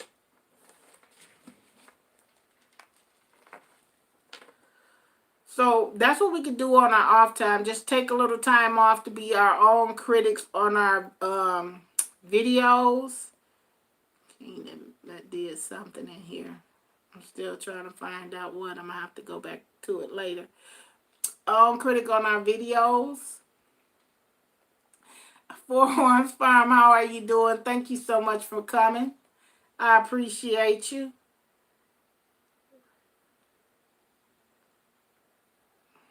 It's good to see you. I hope all is well. I'm sure it is because we've been praying.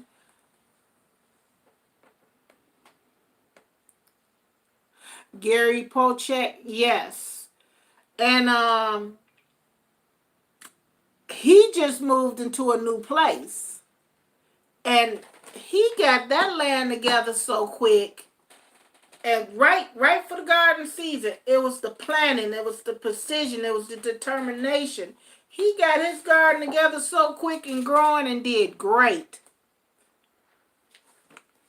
So yeah, I like his channel as well. I'm going to tell you another channel that I was watching earlier. Oh, he got a whole bunch of numbers in his name.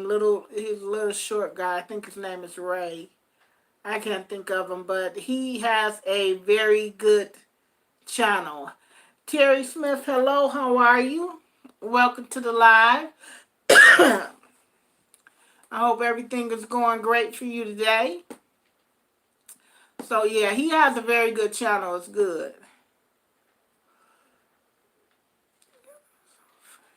Yeah, he did. Didn't he? Didn't he get it together fast? Kelly Kim is fun to watch too. But Gary and some of the other channels now, I mean, I don't have nothing against Kelly Kim. I think she does great out there to be growing in California. But I think that it's the same thing. Like, are you a hobby gardener or are you a true homestead type gardener? So that's the difference in that for me anyway. I do like her channel, but I don't watch the way that I watch M.I. Gardner, the way that I watch Gary, the way that I watch Justin Rowe. Those people are really, truly getting down, preserving and saving a lot of their food to last them throughout the winter. Yeah, Gary is amazing. He's a very and he has a lot of knowledge too. The Rustic Garden.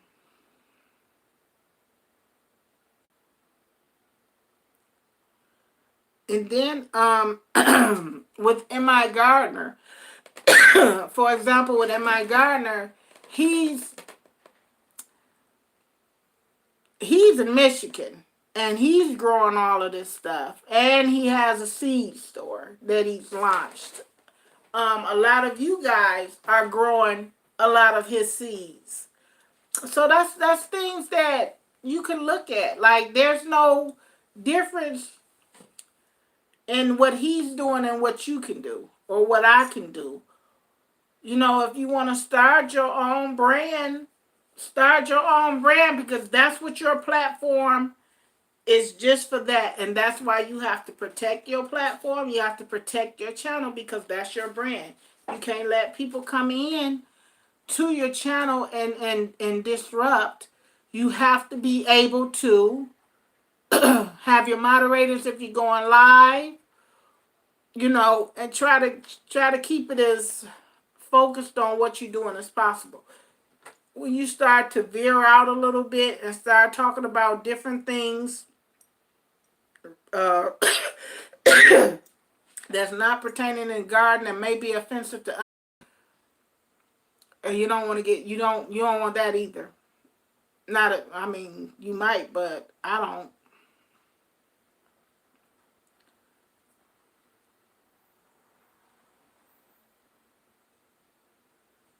And see, I know Kelly Kim has seeds and merch. I know Gary has seeds, and I know MI. And I was actually trying to go to MI Gardner's grand opening of his seed store, and I think it rained so hard that day, I didn't even make it down there because he's here in Michigan with me, along with Citystead. Citystead is in Michigan as well.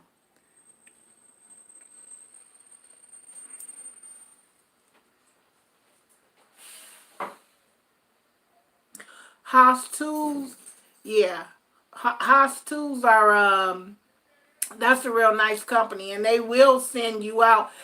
If your platform is big enough, they'll send you out stuff to use on your channel for advertisement, to give a review. And that's another thing about your platform, is that people will start to say, you know what, I like your channel. If I see you such and such, can you give me an honest review on it?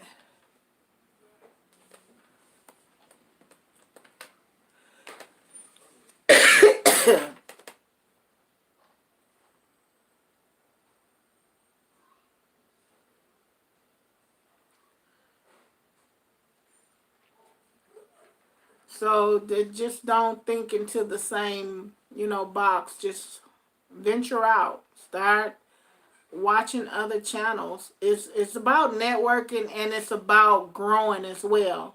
And growing is not just in numbers, but it's in knowledge and know-how. Hollis and Nancy, now they just relocated to Angela Garden Sense, and I like their channel as well because that's an older couple, and he does a lot of fishing. That's when I learned about putting them fish heads down in the ground and growing your tomatoes and sprinkling some lime over it to keep the rodents from smelling it and digging it up. Very successful gardener, and now homesteader.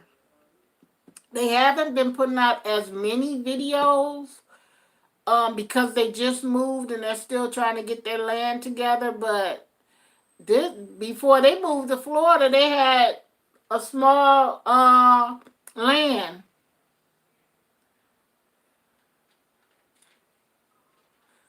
A small land, well, it was a big backyard, but it was right in the suburb city that they was growing out of. So that was inspiring. So you're right about that one. I like them too. I watched them as well. And I think one of the reasons why they started growing their own food, because I think his wife had got ill or sick at one point, and she recovered. So I think that was one of the things that inspired them to start growing their own food. Because I'm telling you, this stuff we eating out here in these grocery stores, meat don't turn red no more. I mean, it don't turn brown. You know, when air hit the meat, after a certain amount, start turning brown. I go in the grocery stores, the steaks are just so red. Go back a couple of days later, they still red. It's same steaks. Something ain't right. Zoe, welcome. How are you? Thank you so much for coming in. I appreciate you. Smash the like button. I would be grateful. Stomach, okay. Diva Jones, I didn't know what that. I knew she was going through something, but I didn't know what it was. That's pretty cool. Joe, close my door. Close door. So I knew she was going through something, and a lot of people that's why they garden and grow their own food for that very yeah. Walmart, you gotta be careful with a whole lot in Walmart. But that's why a lot of people grow their own food. Organic's best urban gardener. He had to take control of his situation with his health. You know, he was, if you go back to his old videos, he was a real big guy. Really big. He's lean, he's fit, and he's trim. The same thing with Plant Abundance. Plant Abundance was a really big guy, real big, and he's lost a ton of weight. And he grows his own food. That's who I was trying to name earlier. Plant Abundance. Laird Farmer. Go back to his old videos. Laird was a real big guy too, and he's lost a lot of weight. Him and his wife. They spoke about it. And that's the direction that I think we all should be going in. That's why I'm so thankful for Green Organic Love sending me out that juicer, because it will be put to work. It will not collect dust. It will be put to work. And we was talking about that the other night, how we was shedding pounds. Diva Jones was heavier than what she was. She's lost a lot of weight too. Diva Jones been around for a while. I think Diva Jones and I came out doing videos around the same time. She's lost a lot of weight too.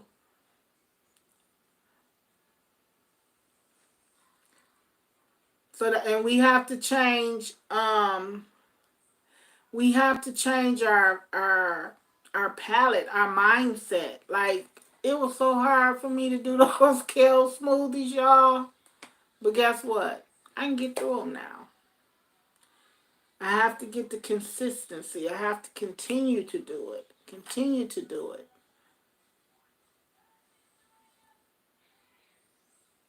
I was talking to a person. She was saying that, she still have a ways to go on her journey, but her blood is healthy. That speaks volume. A lot of us don't even know how to cleanse properly and naturally. We'll go to the pharmacy and grab a pill and take it and be like, oh, okay, this is going to cleanse my liver. It's a way that you can do everything naturally that's not harmful to the body.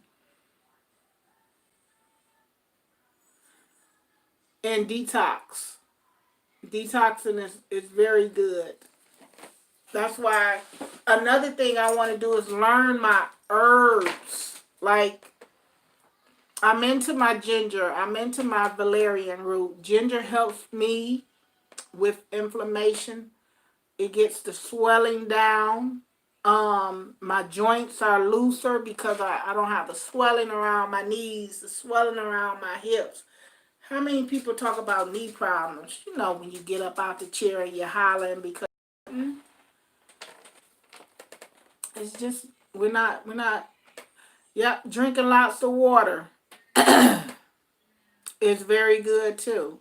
And squeeze some lemon in there and cut down on the belly fat. That's why it's so many people that have cancer. And we just have to wonder, like, what is really going on? 2.5 acres, how are you? Welcome to the live. Thank you so much for coming.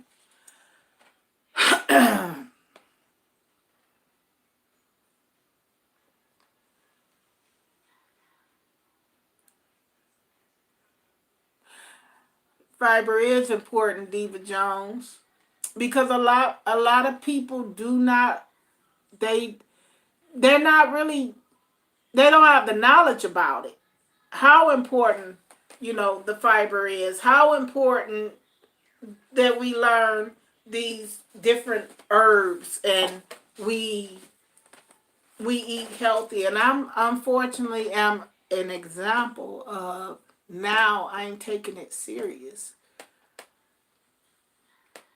more serious. And I'm on this journey 100%. Just starting out, but guess what? It's not how you start, it's how you finish.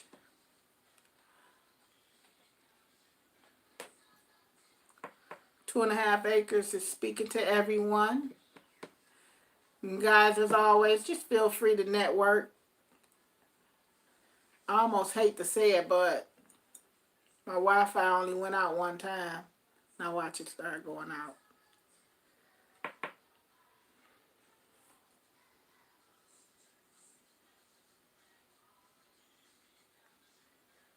A lot of a lot of people are uncomfortable having the poop conversation about the BMs. I told you I have I had a godson that he might have got a bowel moving in twice a week if he was good. That's not healthy. You should have a very good digestive system. You should be going to the bathroom every day, if not twice a day.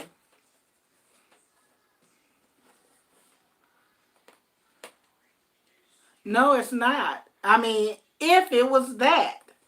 And I kept telling his mom, I'm like, you gotta take this boy. That's not healthy. And people be like, oh, I want to talk about that. That's disgusting. We ain't got to talk about the color and all of that, but you should be having a regular bowel movement, and you should be looking back and seeing what your bowel movement is looking like, and come on up out of there. I ain't say pick it up and analyze it. Get a Q-tip and spread it apart. People don't believe that the meats we eat, the pork, the beef, it still have parasites in it. While we eating our steaks medium rare, it's still parasites in that meat. It's parasites in our body. I talked about the psyllium husk, the Sarsaparilla sagrada. I'm probably not mentioning that right, but you know what I'm talking about. That is Cascara sagrada. I can't pronounce it right off my head. And the psyllium husk. That gets a lot of those parasites in the body. While we always hungry and we're craving for that starch, that's them parasites that's craving for it, thinking that we're hungry and we're not. We have to learn how to detox our bodies. Psyllium husk, yes, good fiber, very good fiber, natural too, and you can buy it at the health food store.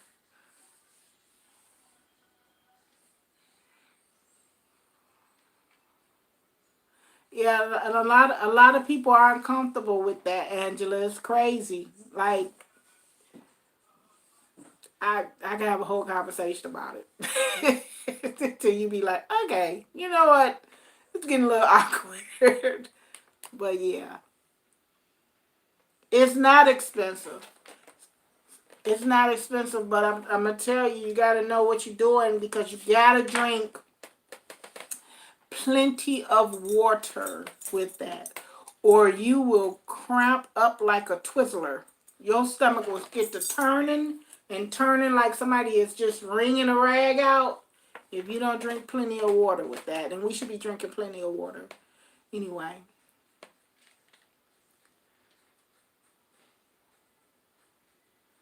And yeah, we have a lot of health food stores here, and they're not far, and I'm thankful for that. Like, I can get to our nearest health food store, actually one of my favorite health food stores, in about 10 minutes. And that's where I learned about a lot of my herbs: turmeric, ginger, psyllium husk. I mean, not psyllium husk, valerian root, I'll get my psyllium husk there, my Cascara sagrada there, B12s. That beef will slow you down. I'm going to tell you another thing that's my biggest problem is potatoes. I won't even buy them no more. I will not buy a bag of potatoes. I won't grow them. I won't buy them. Man, them potatoes, whoo, they go straight to my behind. Thank you so much, Butterflies Home and Garden. I appreciate it. Smoothies for drink.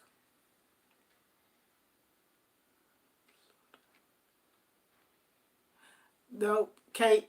I'm trying to learn how to drink tea without sugar or without some type of sweetener. I really don't do a lot of sugar, but I will use honey. But I don't even want to use that either. And there's benefits in raw honey.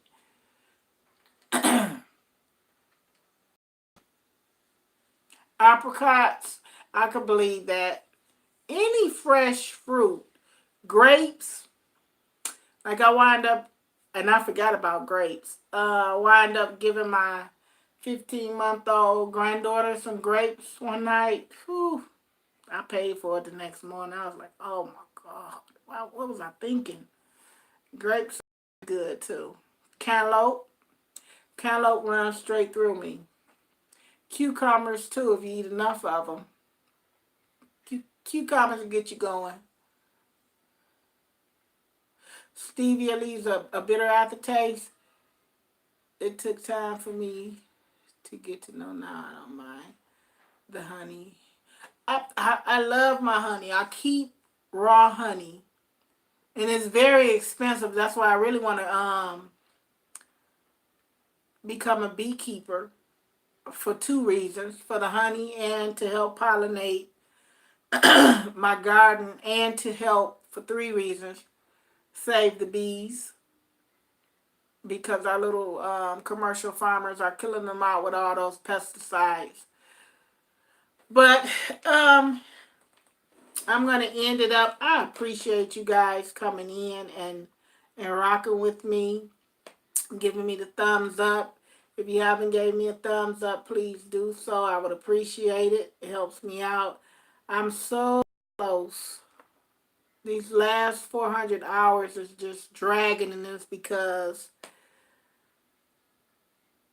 the enemy know I'm trying to get it done, and they keep trying to throw stumbling blocks in my way, and I'm just trying to step over them and keep it moving. So I'm probably going to be trying to do lives every day this week,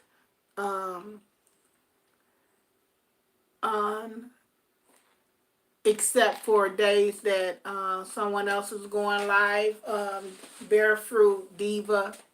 I don't do my lives on those days unless it's 5 hours spread of when they're going. So, but trying to get my hours up. I'm almost there.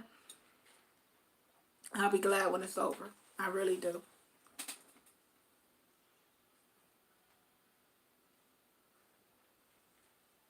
Yes, ma'am. And October is my cutoff point, Diva Jones.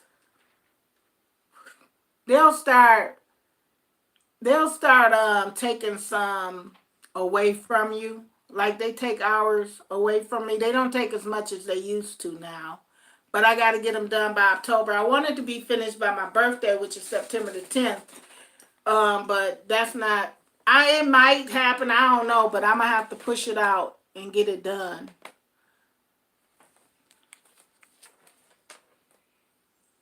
But see, if you go to your YouTube studio and go to your hours, it'll tell you at the top the month. Like mine is October, I believe. It'll tell you at the top the month. I'm a text you and find out what's going on, because yours should be coming up real good. The more people that you have in your live stream, the more hours you get. Like yesterday, I think I got 21 hours. And also, once you do get monetized and you go live, you get paid off the ads that you have to watch before you come into the room. So when people was going live and people videos going up that you guys like, don't skip them ads, watch them and then go to the video, because that helps them out a lot.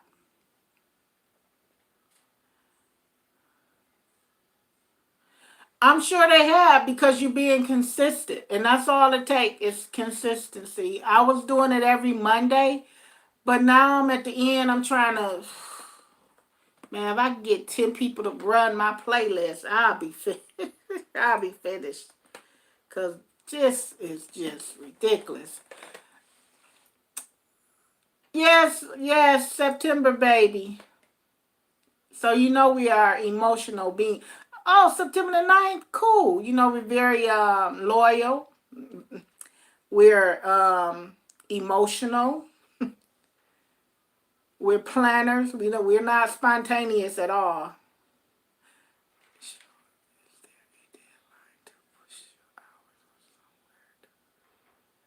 Okay, Angela. Now, if you're trying, there is a way you can check your watch hours.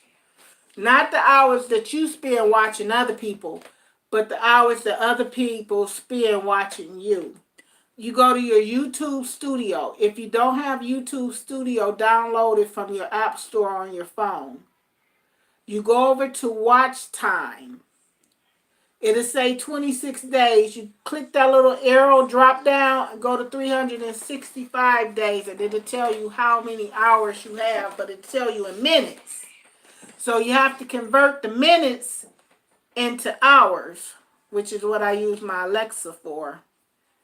Um, so yeah, and then you have to have 1,000 subscribers, 4,000 watch hours to be monetized by YouTube.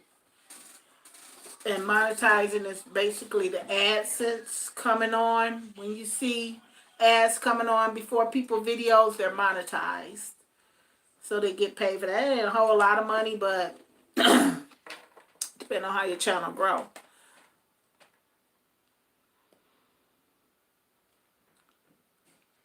The deadline is when you started your channel, the month you started your channel. So it's like, it'll tell you, because I didn't start my channel in October, so I don't know how that went, but my deadline is October. And I've got about 400 more hours to go, so that's why I'll be pushing my videos all week. If people watch your playlist, that helps you out too, because you can get about 500 hours off your playlist alone. That's why I'll be like, anybody want me to run their playlist, or could you run my playlist?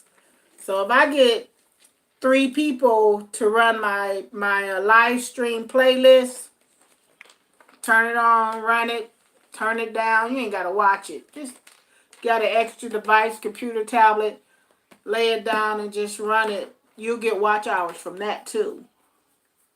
I was in another stream where we would do each other's playlists. Watch, somebody will watch yours, but can't watch your own playlist. That's not how that goes. It has to be a different URL number, a different account. So if your kids is on a different account, they can watch your playlist and get you some hours.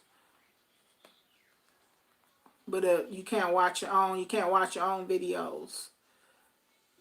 And definitely when you get monetized, you can't watch your own videos, because that's one of the agreements as far as the ads. That's a no-no. That'll get you in trouble. It's a lot of things that comes with being monetized that a lot of people don't know, and they should research it before they consider, because the money is not tax-free at all. You have to file that on your taxes.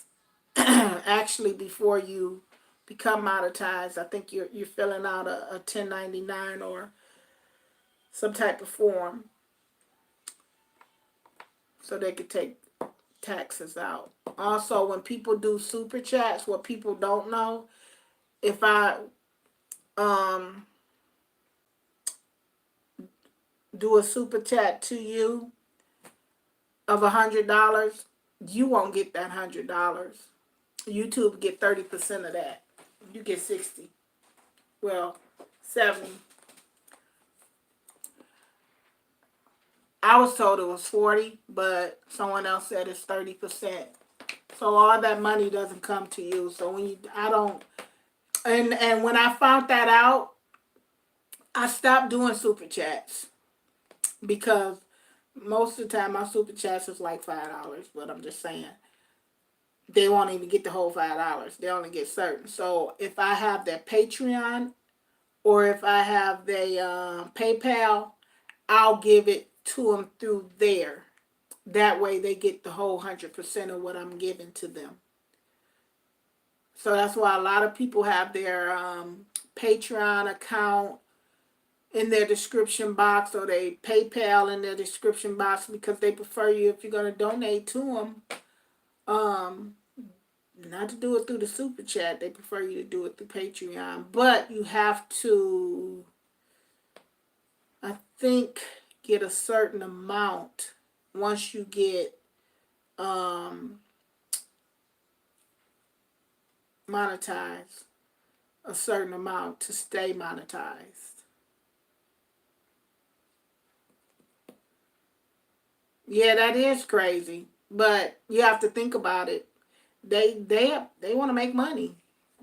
Ads.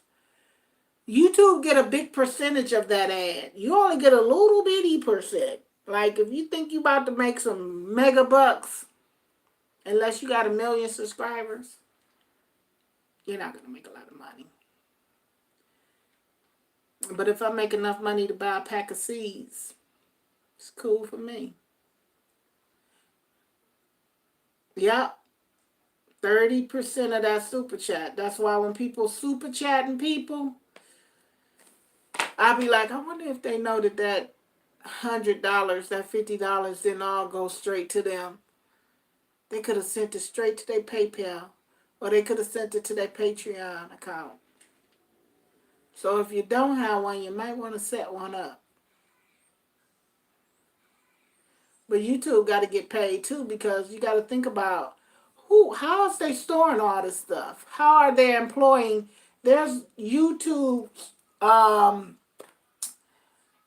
helpers for every state. They got to pay these people. They're making good money, but they spend a lot of money too.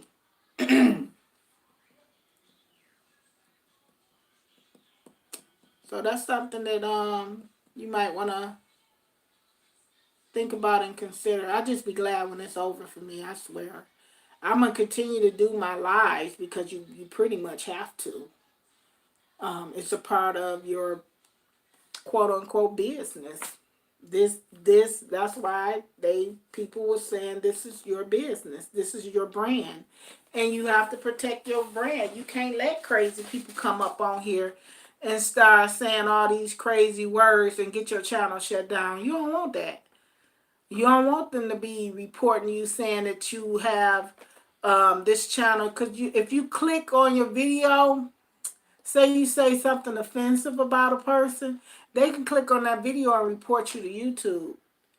Or if you got music playing in your background that's copyrighted, all of that stuff, YouTube picks that up through the algorithmics. I can never say that word right, but you know what I'm saying. So you have to really be careful with that. I love PayPal too. Sometimes it be a little slow getting to your account. 3 days, I be like, I would need that today. But it's convenient. It's very convenient, especially if you do business out of town or whatever. It's very convenient. And then also, once you get I mean, you can start, you can think about your merch now, because that helps your channel out too. But I said I wasn't going to get into my merch until after I got monetized, which is your shirts and your cups, your glasses, all of that is a part of your brand. Now, all of that is a part of how you making your money. Your seeds, like in my gardener sells his seeds. That's a part of his brand. So it's advertisement for him.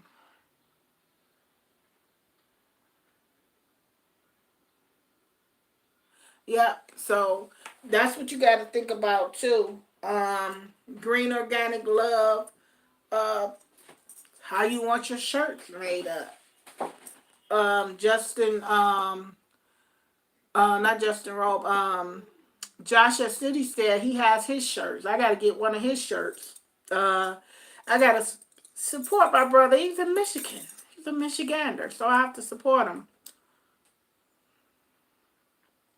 The temp here right now, I think we're in the 70s.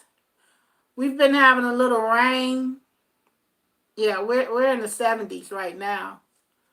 That's what our weather's here. No, we had thunderstorms last night. A little storm supposed to come today. I think it's coming off of one of these storms. I don't know if it's the hurricane or the other storms, but we've been getting a lot of rain. Yeah, like your logo. And that's something that you want to get copyrighted too. Green, so no one else can not copyrighted. Am I saying the right word? Copyrighted. So no one else can copy that. Something that you want to think about too.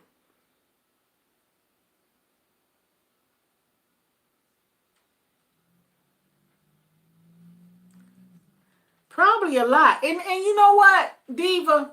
Even with the shirts, unless you designing and making them yourself, you only get a certain percentage of that too. Because there's going to be people coming at you saying, hey, I could design you a shirt.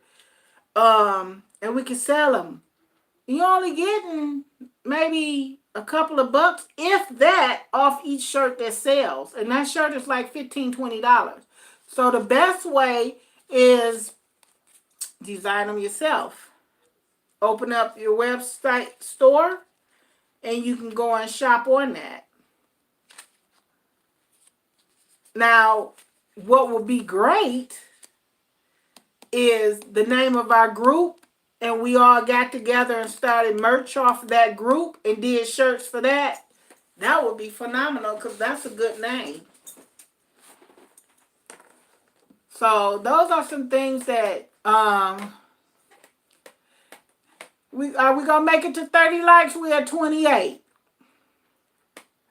Those are, yeah, that would be awesome, wouldn't it? And then we all can profit from that and get our brand out. But the best thing that I would say is not to have somebody to make them for us, so we can make them ourselves and put them in full production, because you know you can buy that machine. Same thing with the cups. The name of our group going on the cups, I know people will buy them. I know they will buy them. And we all will profit for them. Because we got some smart people in our group. You know, where yeah, we got some pretty smart people, and marketing is everything. Once you start getting it out, sending it out, you know, that marketing is everything. And not only do we have to limit it to just shirts, but we can go to our seeds.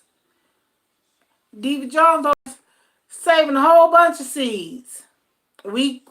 It's nothing that nobody else is doing that you can't do yourself. You just have to do the research. Marketing is everything. And that's why I be telling everybody to protect their channel. Because you have to protect your brand. Your channel is your brand. You don't let nobody come in and tear your channel down. with all that foolishness. You get you some good moderators that's going to block all of that crazy hate and don't get caught up in the hype of negativity, because I won't feed into it. Because once you feed into it, they feed off of it. They're like, oh, that really made them mad. I'm going to do it again. Don't. I won't even acknowledge it. And then they'll be sitting there like, did they see what I said? Did they do this? Nope. Didn't see it.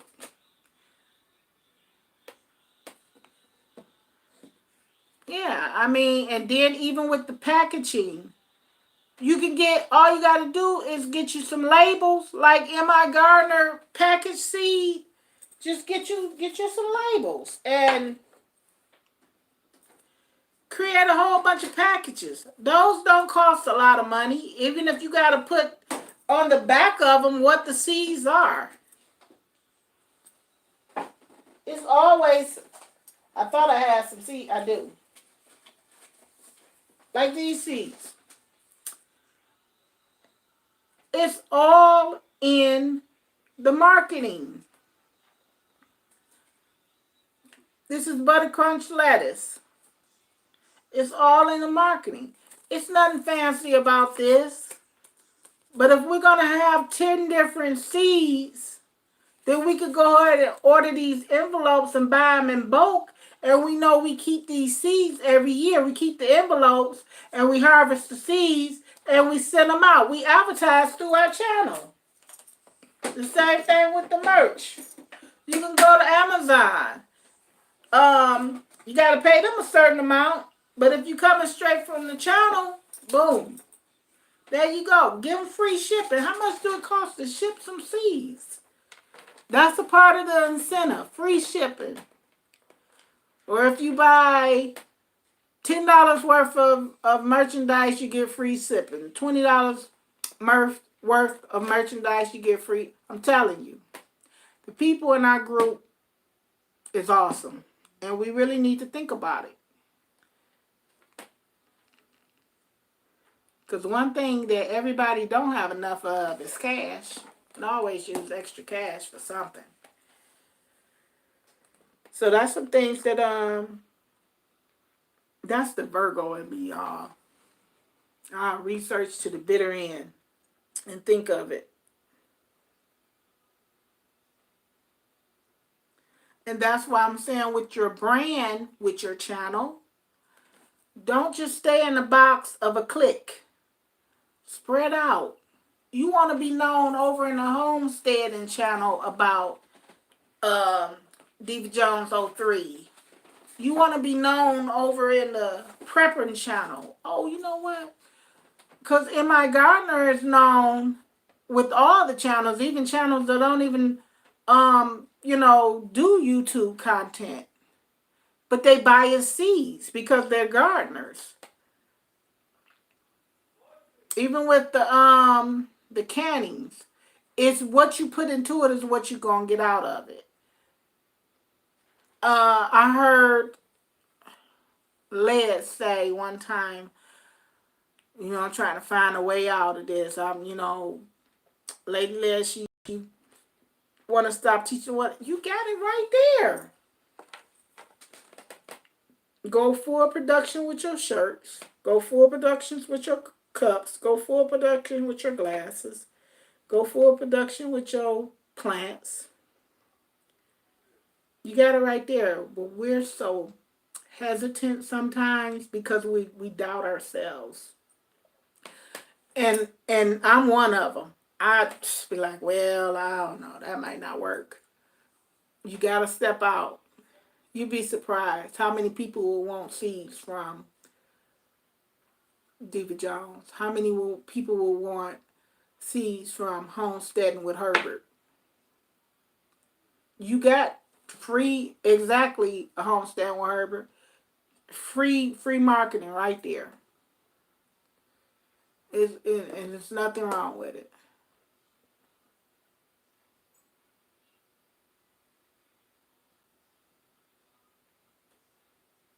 It's all in about what you got patience to do. If we got seeds, we got shirts, we got cups. When those orders come in, they come in to whoever you designate to take the orders, however many people you designate to take those orders. But it's up to everybody to make sure that those orders is filled by having that product available to ship out. I mean, of course, it takes money to make money. It's an investment. So you have to invest.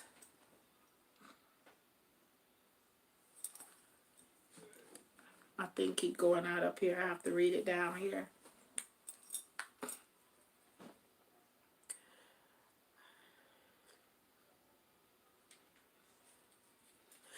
But regardless to why he want to or why anybody want to, it's also a part of becoming self-sustainable. It's not just eating off the land, but letting the land work for you.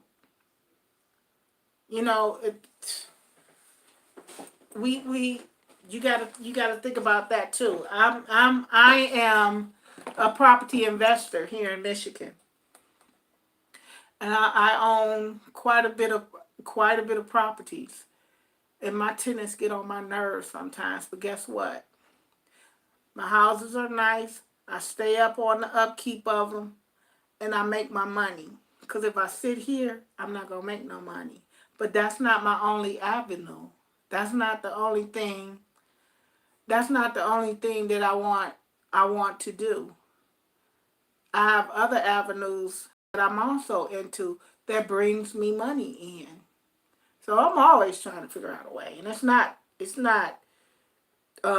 so much of being greed. I want it all, I want it all, I want it all. But now, today, with how life is, you got to have different avenues, because when we went through the big three going bankrupt, let me tell you something. None of my tenants worked for Chrysler, Ford, or GM. But that affected my tenants. It affected them. It affected me. Same thing with the government shutdown. You might not work for the government. You might not get food assistance from the government, but it affected you in some type of way. So if you have different avenues of income coming in from different sources, just like marketing on your channel, different channels. You're not locked into a box where all your eggs is in one basket, and when that basket drop, you stuff out of luck.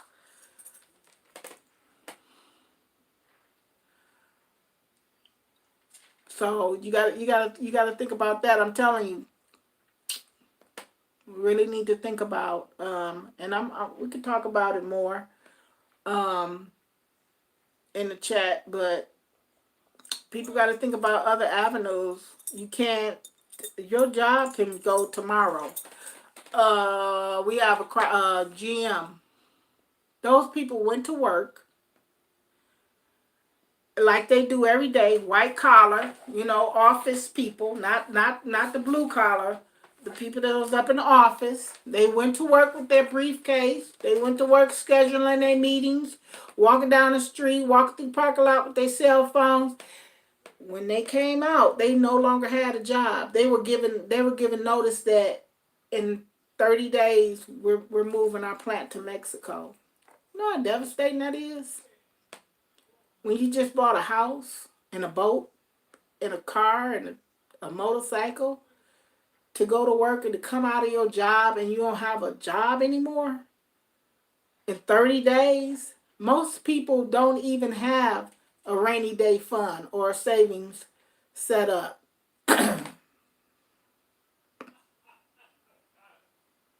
So you got to think about it. Look at the little my grandson follow Ryan's World. I think that's his name. This little boy is a self-made millionaire over some slime that he's created. And all the kids love it. My granddaughter likes JoJo Siwa. Little girl with these big bows, colorful bows. She loved that. The girl is traveling. She's touring now. She's coming to Michigan with the big old silly bows in her hair. It's all about marketing. So, I mean, yeah, think about it. I mean, it is facts that we got to think about. We don't know it. We can't depend on our jobs. He said, no. So your girls must be into to JoJo. I think that's her name. I don't know, because if I pronounce it wrong, my grandbaby, she would definitely correct me. That's not her name. So I'm just saying, you gotta think about your future, and you can't depend on others to dictate your future. Just like Organic's Best Urban Gardener, he went to one of the hardware stores, I don't know if it was Lowe's or Home Depot, and he bought a power washer. And he was telling people, look, I'm about to pay $600 for this power washer. But once I go do this job, this power washer is going to pay for itself. And when I do another job, it's a profit that I'm making off the power washer. Then he went and bought some lawn equipment. It's the same thing I was telling my son. Go buy you a lawnmower. If you got to start off just with a lawnmower and a blower, then do it. When you get your money off of that, doing a couple of yards, then go buy the weed whacker. Or go buy the edger.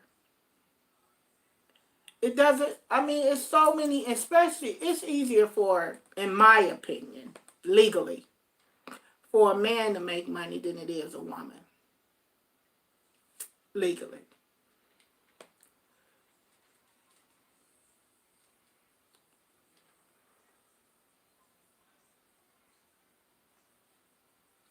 So you gotta think about what you want to invest in. Everything is investment. And it's what you put into it, it's what you're gonna get out. Just like when I go to McDonald's, the little young lady, yeah, go ahead with your order. What happened to good morning, may I take your order? These kids don't care no more.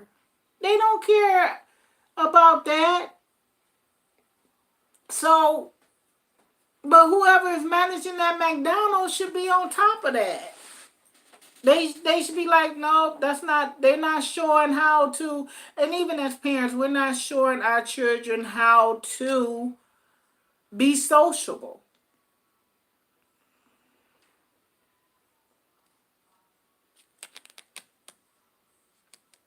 And when you have a good support system, sometimes I've learned this. When you tell your big dreams to small-minded people, sometimes it just don't work well. The more people, if you go to 10 people and say, you know what, should I start my own Avon business? You're going to have 10 different answers. And before you know it, you just be discouraged. Sometimes you got to just step out and do it. Even if you fail, guess what? I found out. Didn't work. Then you're going to have those on the side. Like, I told you that wasn't going to work. I'm going to give you an example of that. Oh, what is his name? Jake and Nicole. Jake Mace. That man left his Arizona home because him and his wife divorced, and he moved to Canada. That's two totally different elements. From Arizona to Canada. And when he first said that he was going to do it, I was even looking cross-eyed at him like, bruh, you don't know what you're going to get yourself into. And then when he showed that raw land, I mean, it was a wilderness. They got black bears and everything. And I'm like, you got this young lady out here just tail out. Basically, well, literally too, because from them thumbnails. But anyway, it I couldn't see his vision. But today when I watch his channel, this man got his yard up. He's got water coming in there. He's still off grid. He's got his solar. That's what he wants to do. And now everybody is in this chat. Oh yeah, I'm so proud of y'all. Know y'all was doubting that at first, but he didn't ask nobody, should I do this? He did it because that was his dream, that was his vision, and he made it come true. And it's the same thing with everybody. You got, man, you gotta just sometimes just step out on faith and make it happen.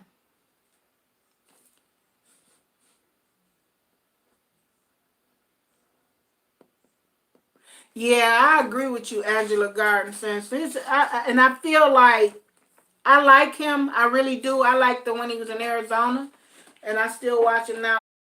Man, you exploiting her. That's crazy, and that's just how I feel. Of course, guys gonna be like, "Oh, I love it." I bet you do, but me as a female, I'm sorry, I'm be like, nah, you're not about to clickbait these people off the back of me. You go stand out there with your shirt off or your pants off. But he's out there. He's doing his thing. He's making it happen. And that's what I'm saying. Like, if that's your dream to do, then you should go out there and do it. And it's gonna be some people that's gonna say, "Oh, y'all shouldn't do that. Don't don't even think about it like that. Do what you want to do." People will discourage you. This is what I learned about people. People is always going to discourage you from doing something that you want to do 90% of the time because they don't have the intuition, they don't have the courage, they don't have the resources to do it themselves. Just like a lot of people try to discourage people from doing YouTube. Why do you care? Let them find out maybe YouTube is not going to be for them.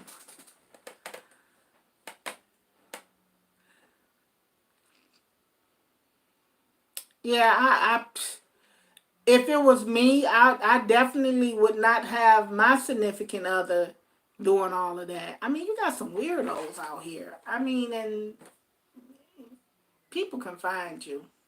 You have to be careful with YouTube. That's why I normally don't display any of the front of my house like that too much because you never know who's looking at that address. How many times have I said that I was in Michigan? Okay, well, I got the 4 digits of the address. I know she's in Michigan. I know she's in... It's easy to break down. You got some people that just really do sit down in the basement and try to do weird stuff to other people. I don't give my email address out a lot. I'll put it up, I'll take it down, but I don't just constantly leave it out there because I don't want them type of problems. And if you got my phone number, let me tell you something. I trust you. If you have my phone numbers, I trust you, and I know you good people because I will not. I do not. I don't play it. I don't have. It's not just about me. It's about my son. It's about my family. And it's some sick people out here. So no, I'm not about to do all that clickbait just to get a view. And he don't even need, what makes it so bad though, Angela and Herbert, is that he doesn't even need that. He's good on his own content. He has excellent content. He has phenomenal editing skills and recording skills. He does not need to parade her half naked. All he got to do is he could do a picture of a bear. He's still gonna get 1,000 people watching his channel in his premieres. because he's just that good. But, to each his own. But seriously, if you guys are taking your channel serious, think about what level you want to take it to next season. I'll wear Homesteading with Herbert t-shirt. I'll wear Angela Garden Sense t-shirt or Green Organic Love t-shirt. I'll purchase them and wear it on my channel. So there's more advertisement right there because, oh, she got on a Green Organic Love t-shirt. It's about consistency.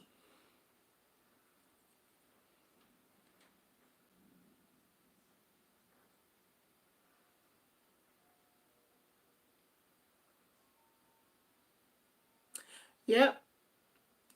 Yep. And then when people try to discourage you from doing what you want to do, you got to kind of scratch your head a little bit and be like, well, I wonder why they wouldn't want me to start a channel, or why your competition.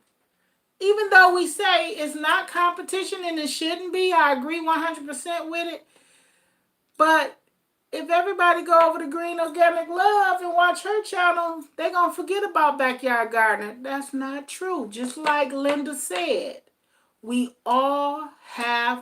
doing the same thing, but we have our different styles. She couldn't have said it no perfect. I don't grow like Diva Jones grow. I'm a raised bed container gardener. I'm I don't grow like Angela Garden Sense grow. My yard is not set up. We're not even in the same. It's so many things that's different about us, and so many things that she has to offer and what I have to offer, that you can watch me and Green and Four Horns and Herbert Homestead. You can watch Diva Joe and still get different things from them. One thing that is that personality, like she said. I don't have the same personality as Diva or Miss Farola. I don't have the same personality. My personality is different. Where some people might be more, upbeat, I'm a little bit more laid back. That's just how I am. That's just my personality. And some people might like that.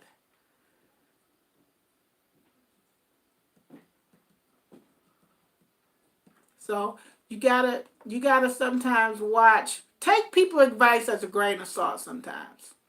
That's the best way I can say it. For me, I listen, I think about it, I research it, and then I don't. Because don't tell me to do one thing and then you telling me to do something different. I just did the first thing you told me to do. And now I'm stuck.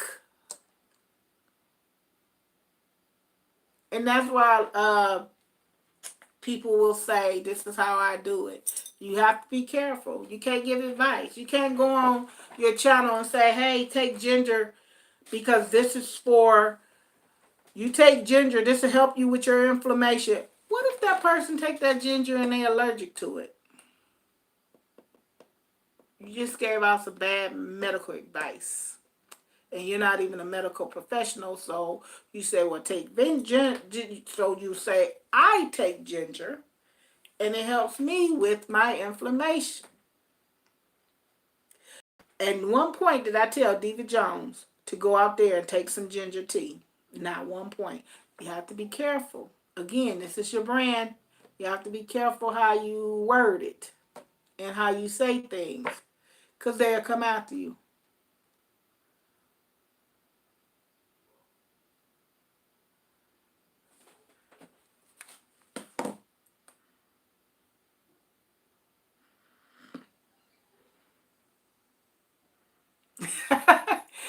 Really, Zoe, thank you. That I'm telling you, that Virgo will come out in a minute.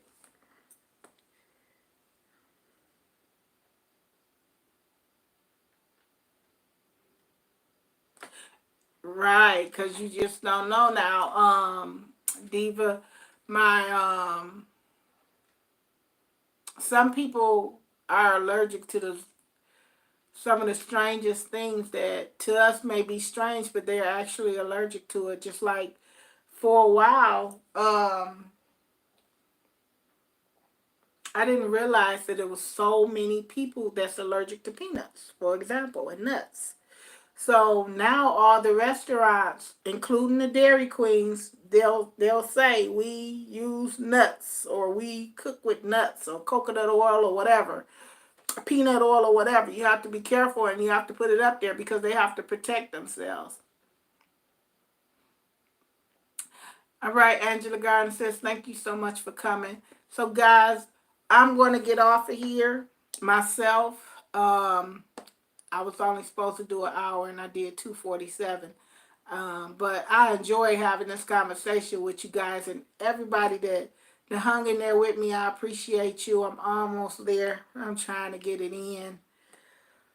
Thank you, Homesteading with Herbert. We did make that 30 thumbs up. I appreciate you.